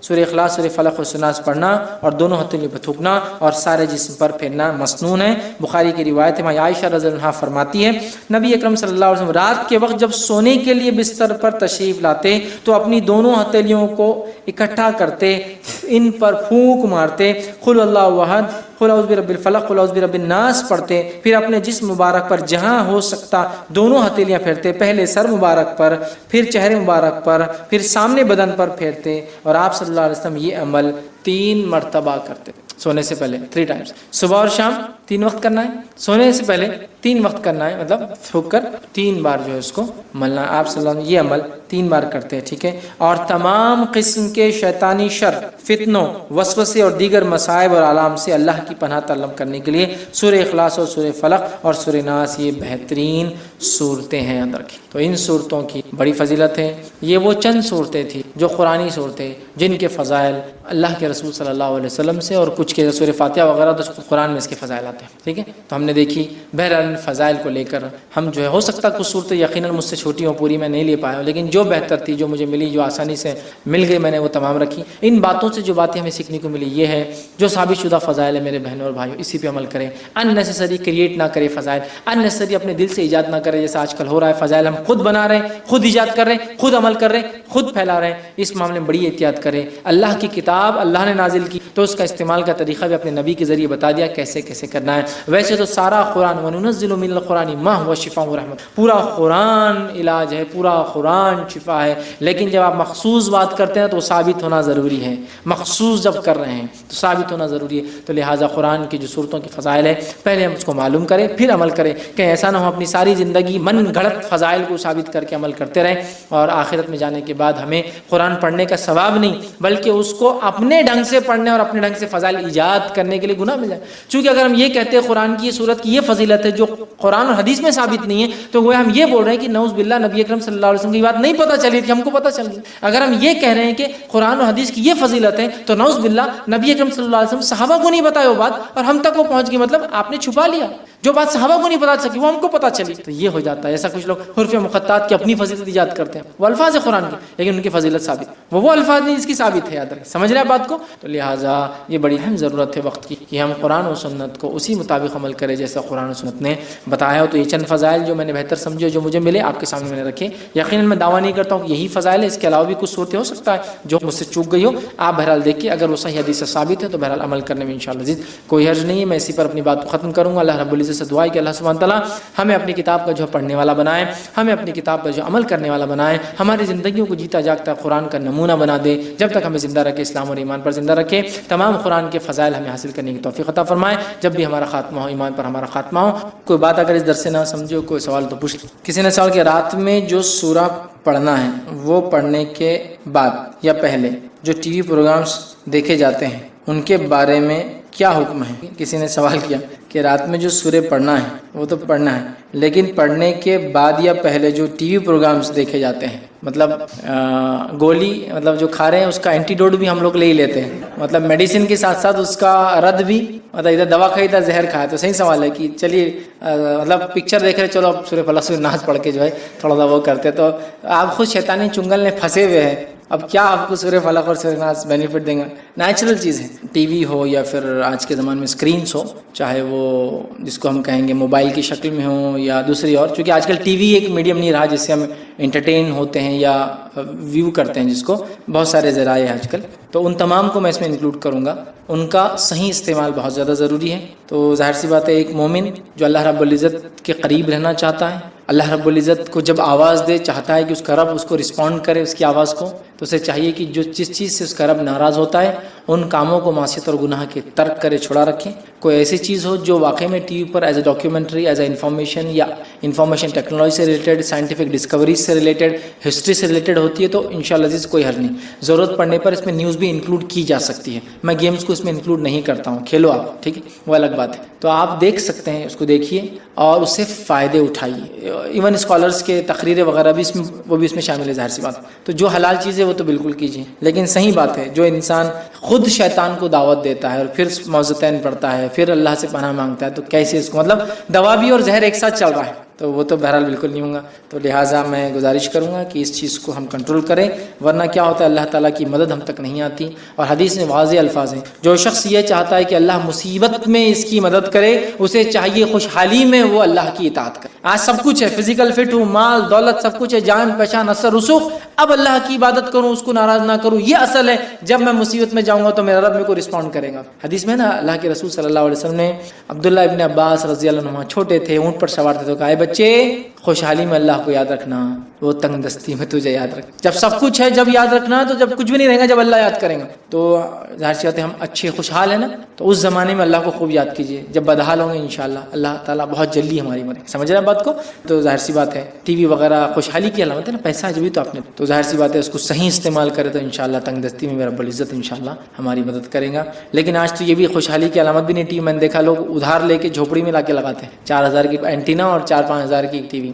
اللہ رحم کرے. مطلب ادھار لے کر نفس پہ ظلم کر کے انٹرٹینمنٹ اتنا اصل ہو گیا اور ریئل لائف سے ہم سب کترا رہے ہیں. ریئل لائف سے ہم سب کترا رہے ہیں. تو بہرحال میں کہوں گا ریئل لائف میں آئیے. ٹی وی وغیرہ انٹرٹینمنٹ ان کو لگتا ہے جن کے پاس ریئل لائف میں کوئی جینے کا پرپز نہیں ہے, جن کے پاس ریئل لائف میں جینے کا پرپز مقصد ہے, ان کو انٹرٹینمنٹ کی ضرورت نہیں ہوتی. اس لیے کہ دنیا میں اتنے کام ہے کرنے کے, میں کہتا ہوں نا, ہمارا ویسٹ آف ٹائم اتنا ہے انڈیا کے اندر نوجوانوں اور یوتھس کا. ہم اگر چھوڑ دینا تو بہت سارے کنسٹرکٹیو ورک کر سکتے, سمجھا. تو بہرحال یہ بڑی اہم چیز ہے, اس کو ہم سمجھیں تو اللہ کے فرمانبردار بنے تو انشاءاللہ یہ تمام چیزیں فائدے بھی دیں. السلام علیکم. فیض بھائی نے جس طریقے سے سوال کیا تھا کہ مطلب جو غیر مسلم لیڈیز جو رہتی ہیں مطلب مسجدوں کے باہر, ان کو جو دعائیں پڑھ کے دیتے ہیں معززین وغیرہ, تو اس کا تاثیر کا تعلق کیا ہے؟ مطلب وہ ہر ایک کسی کے اندر رہے گا یا اس کے اندر بھی لیول آف مطلب تاثیر رہتا ہے؟ کیونکہ جو کنسیپٹ ہے وہ ایسا ہے کہ جو ضعیف ہے یا جو دیندار لوگ ہیں ان کی دعاؤں میں تاثیر زیادہ ہے یا دم کرنے میں, اس تعلق سے تھوڑا سا کلیئرفائی کیجیے. اور دوسرا یہ ہے کہ جو معززین ہیں یا اس کے علاوہ کچھ آیتیں ہیں, کیا ان کی کچھ کوانٹیٹیز دی ہوئی رہتی ہے حدیث میں, یا کچھ لوگ اپنے دل سے بات ہے؟ جیسے ایک ویڈیو دیکھ رہا تھا, اس میں بتایا تھا کہ 100 بار یہ کر لیجئے تو اس طریقے سے آپ کو اس کا مل جائے گا. اس تعلق سے تھوڑا کلیئر کیجیے. بھائی نے ایک سوال کیا کہ جو معززین یا کچھ پڑھ کر دینا ہے نان مسلم کو جو مسجد وغیرہ کے باہر آتے, ایسا سوال ہوا تھا. تو کیا ان کے لیے وہ جو آدمی خود دم کر رہا ہے وہ عمر رسیدہ ہونا, ضعیف ہونا یا متقی پرہیزگار ہونا, یا کیا اس کے لیے کیا کرائٹیریا تاکہ وہ اثر انداز ہو اس کے؟ تو دیکھیے سب سے پہلی چیز تو یہ ہے کہ جب کوئی انسان کسی کو دم کر دے رہا ہے تو اگر وہ با ایمان ہو تو وہ یہ کام کر سکتا ہے. یہ الگ بات ہے کہ اللہ تعالیٰ کس کے دم میں اور کس کی بات میں کتنی تاثیر و اثر رکھے, یہ ایک الگ چیز. مثال کے طور پر کوئی انسان ہے جو تقوی اور پرہیزگاری میں اتنا نہیں ہے لیکن بات اچھی کرتا, لوگ اس کی بات کو سمجھتے اور کوئی انسان ہے جو لکھنے پڑھنے میں اچھا نہیں بلکہ پڑھنا آتا بھی نہیں, لیکن جب لوگوں کو بتاتا ہے چیزیں تو لوگ اس بات کو سمجھ جاتے ہیں. کوئی انسان ایسا ہے تقوی میں کم ہے لیکن اس کی صلاحیت اتنی زیادہ اچھی ہے مینجمنٹ کی کہ وہ دینی اداروں کا ذمہ دار بن جاتا ہے, سمجھ رہے ہیں آپ؟ تو یہ تو ہو سکتا ہے, تقوی پرہیزگاری تو ہونا چاہیے, اس کا اثر الگ ہوگا, بٹ ایسا ہو سکتا ہے کہ ہر انسان دم کر سکتا ہے ضرورت پڑنے پر. یہ بات میں ان کے لیے بھی کہہ رہا ہوں جو پریشان ہوتے ہیں تو بولتے نہیں ہم نہیں کر سکتے, کوئی اور ہی ہم پہ دم کرے, ضرورت نہیں ہے, آپ خود بھی کریں. جب آپ کو لگے کہ خود سے نہیں ہو رہا ہے تو دوسرے کریں. نبی اکرم صلی اللہ علیہ وسلم خود دم کرتے ہیں. جب آپ صلی اللہ علیہ وسلم بیمار زیادہ ہو گئے, آپ نہیں کر پائے, تو میں عائشہ سے کہا عائشہ تم کرو. میں عائشہ دم کرتی اور آپ صلی اللہ علیہ وسلم کے اوپر تھکاتی, مطلب دم کرتی, اور آپ کئی ہاتھ لے کر آپ کے جسم مبارک پر پھینک, سمجھ رہے. تو پتہ چلا کہ ایک جو ہے انسان مسلمان اگر ہے تو وہ کر سکتا ہے. ہاں لیول آف ایمان جیسے جیسے بڑھے گا اس کے تاثیر و اثر ظاہر سی بات ہے اس سے ریلیٹڈ ہے, وہ انشاءاللہ اس کے مطابق ہی ہوگا. چاہے بوڑھا اور جوانوں میں اس میں تمیز نہیں کر سکتا. حدیث میں تو واضح ہے نا کہ وہ جنت میں نہیں جائیں گا جو بوڑھا تو ہو لیکن زانی ہو. بوڑھا زانی کے الفاظ ہیں, متکبر فقیر کے الفاظ ہیں, مطلب فقیر تو ہے لیکن تکبر کرتا ہے. تو ضروری نہیں غریب امیر مالدار اور چھوٹا اور بڑا, مرد اور عورت, یہ ہم تمیز نہیں کریں گے. ہم تمیز یہ کریں گے کہ تقوی کے اعتبار سے یقیناً اس کی تاثیر ہوں گی, اللہ تعالیٰ اس کے وہ کرے. دوسرا سوال کا جو حصہ تھا کیا تعداد, کوانٹٹی. تو دیکھیے جو کوانٹٹی ڈیفائن ہے وہ تو ڈیفائن ہے. صبح اور شام 3 مرتبہ سورہ فاتحہ پڑھنے سے وہ پاگل انسان ٹھیک ہو گیا. 3 کے الفاظ ہیں, 3 بار. صحابہ نے 3 صبح 3 شام 3 اور تھوکا اس. اسی طرح سورہ اخلاص کو 10 بار پڑھے تو جنت میں گھر بن جاتا ہے, کوانٹٹی ڈیفائن ہے. اسی طرح سورہ اخلاص, سورہ فلق اور سورہ ناس کو صبح اور شام 3 مرتبہ دم کیا جائے تو مرگی بیماری, ذہنی بیماریوں سے, پریشانی سے انسان محفوظ رہتا ہے. تو دیکھیں یہاں کوانٹٹیز ڈیفائن ہے. جو شخص صبح اور شام 10 مرتبہ اللہ کے رسول صلی اللہ علیہ وسلم درود بھیجے تو اس کے 10 مرتبے بڑھ جاتے ہیں, 10 مقام بڑھ جاتے ہیں, 10 گناہ معاف ہو جاتے ہیں. حدیث میں واضح ہے. تو یہ تمام چیزیں جو بتائی گئی ہیں وہ واضح. جو شخص ہر نماز کے بعد 33 بار سبحان اللہ, 33 بار الحمدللہ اور 33 بار اللہ اکبر کہہ کر آخر میں کہے لا الہ الا اللہ وحدہ لا شریک لہ لہ الملک و لہ الحمد وہو علی کل شیء قدیر, تو اس کو 1000 نیکیاں مل جاتی ہے. اتنے درجے بڑھ جاتے ہیں, اور اس سے اچھا کوئی انسان نہیں ہوتا سوائے وہ جو اس سے زیادہ پڑھتا ہو. تو یہاں بھی ڈیفائن ہے 100. جو شخص سونے سے پہلے یہ پڑھتا ہو 33 بار سبحان اللہ, 33 بار الحمدللہ اور 34 بار اللہ اکبر, اس کے فضائل ہے نا. رات میں سوتے وقت 34 بار اللہ اکبر ہے اور نماز کے بعد جو ہے 33 بار ہے. ٹھیک, تو یہ تمام چیزیں کوانٹٹی ڈیفائنڈ ہے, تو آپ کو اتنا ہی کرنا ہے. اب سوال رہا اس سے زیادہ, تو میں یہ کہوں گا اس سے زیادہ آپ نہ کریں, یہ زیادہ بہتر. یا اگر اس سے زیادہ پڑھتے اور آپ کو فائدہ نظر آتا ہو تو اس کو فکس نہ کرے اور لوگ اس کو ایگزامپل نہ لے کہ انہوں نے اتنا کیا تو ہم بھی اتنا کرتے. جیسا کچھ لوگ ہیں انہوں نے تجزیہ کیا, مثال کے طور پر اگر یہ آیت پڑھ کے دم کی جائے جس کے فائدے ثابت ہیں, لیکن اس کو صبح اور شام میں, خاص صبح کا یہ وقت اور شام کا خاص یہ وقت اثر انداز ہو رہی ہے. حدیث میں صبح اور شام, تو صبح کی ابتدا اور اس کی ایک انتہا ہے نا, پھر دوپہر چالو ہو جاتی, اور شام کی ابتدا اور انتہا ہے نا, تو لوگ اس میں ٹیسٹ کر رہے ہیں کہ یہ کب زیادہ اثر انداز ہو رہا ہے. شام بولے تو بالکل مغرب جب ہو رہی ہے نا, اور اسی وقت شیاطین نکلتے ہیں باہر تکلیف دینے کے لیے, تو تب زیادہ اثر. آدھی رات کو, تو یہ تو ایک الگ چیز ہے, رات میں پڑھنا تو کب پڑھنا یہ ایک الگ بات ہے. تجزیہ کر کے کچھ وہ کرے کہ ہاں اس میں یہ فائدہ ہو رہا ہے. دم کرنا ثابت ہے تو دم ایسا کرنے سے یہ فائدہ ہو رہا ہے. ٹھیک, دم میں اگر ترتیب سر سے لے کر پیر اس طرح کیے جائے تو یہ فائدہ ہے, تو یہ تجزیہ ہے. تو ایسے تجزیوں میں کچھ مل رہا ہے تو علماء لکھتے ہیں اس پہ عمل کرنے میں کوئی حرج نہیں. لیکن اس کو سنت نہیں سمجھا جائے گا اور اس کو لوگ اپنے لیے اگزامپل نہیں لیں گے. جیسا کہ کچھ شیوخ کے کچھ بڑے بڑے سلف کے علماء کی مثالیں آتی ہیں کہ بیمار ہو گئے تو کسی نے زمزم پر دم کیا اور جسم پر لگایا اور فائدہ ہوا. زمزم تو ویسے جس نیت سے پیا جائے فائدہ ہے, زمزم میں شفا ہے. آپ سر پہ ڈالتے تھے تو انہوں نے کچھ دم کر کے لگایا اور فائدہ. لیکن ہم اس چیز کو ایگزامپل لیں گے, اتنے بار کم کریں گے تو ہم کو فائدہ ہوگا. ہم یہ کہیں گے ہوا ان کو فائدہ, ٹھیک ہے, ان کا اپنا تجزیہ بولتے ہیں اس کو, انہوں نے تجربہ کیا اور ان کو فائدے نظر آئے. جیسے کہ حدیث میں آتا ہے اذان دینے سے شیطان بھاگ جاتا ہے. کچھ لوگوں نے جب اس حدیث کو لیا تو کہا کہ اذان دینے سے شیطان بھاگ جاتا ہے. تو جس انسان کے اندر اگر شیطان گھسا ہوا ہو تو اذان دینے سے وہ بھی بھاگنا چاہیے. جب اذان دی گئی تو واقعی میں تڑپ اٹھ گیا آواز, سمجھ رہے آپ؟ تو آپ کو بولیں گے نہیں, اذان دینا جس میں جن حاوی جس پر ثابت ہے کہ حدیث سے نہیں, لیکن جنرل ٹرمز میں حدیث سے یہ ثابت ہے کہ شیطان بھاگتا. ابھی اس کی آنکھ میں کیا ہے؟ شیطان. ہم اس کو بھگانا چاہتے ہیں. اگر میں بولوں کہ شیطان کو بھگانے یہ ٹائم پہ دینا, ایسی اذان دینا, اتنے بار دینا, تو میں بہت بڑی بدعت کر رہا ہوں. لیکن ایک جنرل متن سے لے کے میں اذان دے رہا ہوں, ایک بار دینے سے اثر ہو رہا, ٹھیک نہیں تو 1 سے 2 بار 3 بار, لیکن وہ ایک جنرل چیز ہے, اس کو میں سنت نہیں سمجھتا ہوں اور تجزیے کے مطابق کہہ رہا ہوں اس کے فائدے ہو رہے ہیں. سمجھے نا؟ تو یہ چیز ایک الگ ہے, لیکن اس کو ہم سنت نہیں مانیں گے کبھی بھی, اور یہ نہیں کہیں گے کہ ایسا ہی کرنے سے فائدہ ہے. فائدہ دیکھا گیا. تو اسی لیے میں کہتا ہوں, بہت سی بار لوگ بولتے ہیں یہ آیت پڑھنے کے فائدے, یہ بات ثابت نہیں ہے کیا؟ پھر بھی پڑھے تو اگر اس کے پڑھنے سے آپ کو فائدہ ہو رہا ہے تو پورا قرآن ہی شفا ہے مومنوں کے لیے. لیکن یہ بات یاد رکھیے, وَنُنَزِّلُ مِنَ الْقُرْآنِ, قرآن میں سے پورا قرآن, حسد, جلن, برائی, بغض, نفاق, اس کا علاج ہے پورا قرآن. لیکن من القرآن, قرآن میں سے کچھ ڈائریکٹ جسمانی شفا بھی, لیکن وہ منل ہے, آپ کو ڈھونڈنا پڑے گا کہاں ہے, کیسے وہ کریں گے. جیسے کہ حدیث میں کیا آتا ہے, کلونجی کے اندر سوائے موت کے سب شفا ہے. اب میرے کو ہڈیوں کی تکلیف ہے, کلونجی روز کھا رہا, فائدہ نہیں ہوگا. کلونجی کو کس چیز سے مکس کیا جائے, کس حالت میں کھایا جائے, کور اتار کے کور نکال کے, اس کے آئل سے فائدہ اٹھایا جائے, ڈائریکٹ کلونجی سے اٹھایا جائے. کلونجی کو کس مقدار میں, کتنی کوانٹٹی میں, کیا چیز سے مکس کرنے سے کیا افیکٹ ہوتا ہے, ایک ریسرچ پروسیس ہونا ہے اس میں, جو ہم نے کبھی کیا نہیں. ہم بالکل من ہونان اس حدیث کو مانتے ہیں, اگر ہے فائدہ تو ہے, یہ ہمارا ایمان ہے. حدیث میں الفاظ کیا تھے, اگر کھانے کی چیز میں مکھی گر جائے تو کیا کرو, پورا ڈبا دو اور نکال کے پھینک. کیوں؟ آپ نے فرمایا ایک پر میں مکھی کی اگر بیماری ہے تو دوسرے میں اللہ نے شفا اینٹیڈوٹ رکھا ہے, اور سائنٹیفکلی یہ پروفڈ ہے کہ پورے ریسرچ آپ پڑھ لیجئے مکھی کے دونوں کی پروں کی. ایک زمانہ تھا لوگوں نے کہا داڑھی سے کیا ہوتا ہے, بیکٹیریل انفیکشن ہوتا ہے. یہ ریسرچ صحیح تھی, بیکٹیریا جمع ہوتے ہیں. لیٹسٹ ریسرچ یہ کہتی ہے وہ اینٹی بیکٹیریا ہو جاتے ہو جمع ہو کے, بلکہ آپ کی بہت ساری بیماریوں کا علاج پیدا کرنا شروع کرے داڑھی. معلوم, پوری ریسرچ آئی تھی, آپ دیکھیے ٹائمز آف انڈیا نے بہت ہائی لائٹ کیا تھا اس کو. اس میں بیکٹیریا پیدا ہوتے ہیں, بٹ وہ ایسے بیکٹیریا ہوتے ہیں جو اینٹی بیکٹیریل لوگ جو آپ کو میڈیسن کرتی ہے وہ شروع کر دیتے ہیں. آپ سمجھ رہے, سبحان اللہ. تو یہ ایک الگ چیز ہے, مطلب اس کو سمجھنا پڑے گا. تجزیہ, ایکسپیریمنٹ, ٹھیک ہے. تو لہٰذا آپ کلونجی کا ایکسپیریمنٹ, اس پہ ایک ریسرچ ورک, کیسے کیسے کن کن چیزوں سے مل کر کن کن حالت میں کیسے کیسے ڈیریویٹو یا ڈائریکٹ کھایا جائے, ساری چیزیں ہوں. حدیث نے اشارہ کر دیا, اب آپ ریسرچ کی, اب ریسرچ نہیں ہوگا تو وہ من القرآن میں تجزیہ شامل ہے. تو یہاں پھر کیا کام ہوتا ہے, اہل علم جو اہل حق بھی ہو, نالجیبل جو اسکالرس ہے جو حق پر ہو, یہ اگر کوئی تجزیہ کرتے ہیں تو تجزیے کو مانا جائے. جیسا رقیہ شرعیہ میں بہت سارے علماء کی باتیں مانتے ہیں جو سنت میں اس کے مقدار وقت ثابت نہیں, لیکن ہم مانتے ہیں. کیوں؟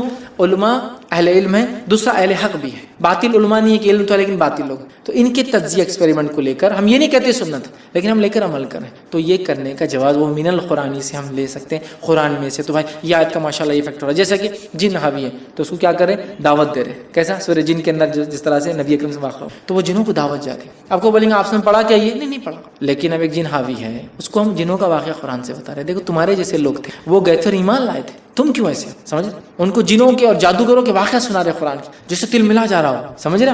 لیکن آپ سامنے کیا وہ آیتیں پڑھی کہ مخصوص نہیں, ہم کہتے ہیں من القرآنی میں اگر شیطان کو اس سے تکلیف ہو رہی تو پڑھنے میں انشاءاللہ کوئی نہیں, کیونکہ پورا قرآن شفا ہے. ویسے تو پورا قرآن شفا ہے, سمجھ رہے ہیں. تو میں کہوں گا ایسا کچھ تجربہ تجزیہ اہل علم سے جو اہل حق ہو, ثابت اگر ہو, جو بدعتی لوگ نہ ہو, ثابت اگر ہو, تو اس کو سنت نہ مانا جائے, لیکن اس کو لیا جا سکتا ضرورت پڑنے پر. تو جو کوانٹٹی ڈیفائن ہے وہ تو ڈیفائن ہے, اس میں کوئی چینج نہیں, ہمارے دل سے ہم کچھ نہیں کریں گے. بٹ ضرورت پڑنے پہ اگر کوئی چیز ایسی ہوتی ہے تو وہ علماء, جس میں ہم, میں اور آپ جیسے لوگ نہیں, بڑے کبار علماء, اگر وہ کہتے ٹھیک ہے کر لو, صحیح دکھ رہا ہے, ہو سکتا ہے, تو الحمدللہ آپ کو کرنے میں انشاءاللہ. کسی نے ایک سوال کیا ہے کہ میرا سوال ہے کہ کیا سورہ بقرہ کو روز پڑھنا چاہیے یا ایک دن آڑ پڑھنا چاہیے؟ تو دیکھیے سورہ بقرہ پڑھنے سے گھر میں شیطان داخل نہیں ہوتا. اس کی ایک شرح علماء نے لکھی ہے پورا سورہ بقرہ روز پڑھنا پڑے گا, اور کچھ نے کہا ہے مسلسل پڑھتے رہنا ہے. مطلب فار ایگزامپل آج پڑھنا شروع کیا, آج 2 4 5 10 رکو, پھر کل 2 5 پھر ختم ہو گیا, پھر شروع کیا, پھر ختم ہو گیا. اور کچھ نے لکھا ہے مسلسل پڑھنا اور اس کے مطابق عمل کرتے رہنا, یہ مانا ہے. چونکہ جو چیز انسان پڑھتا ہے اس پہ عمل بھی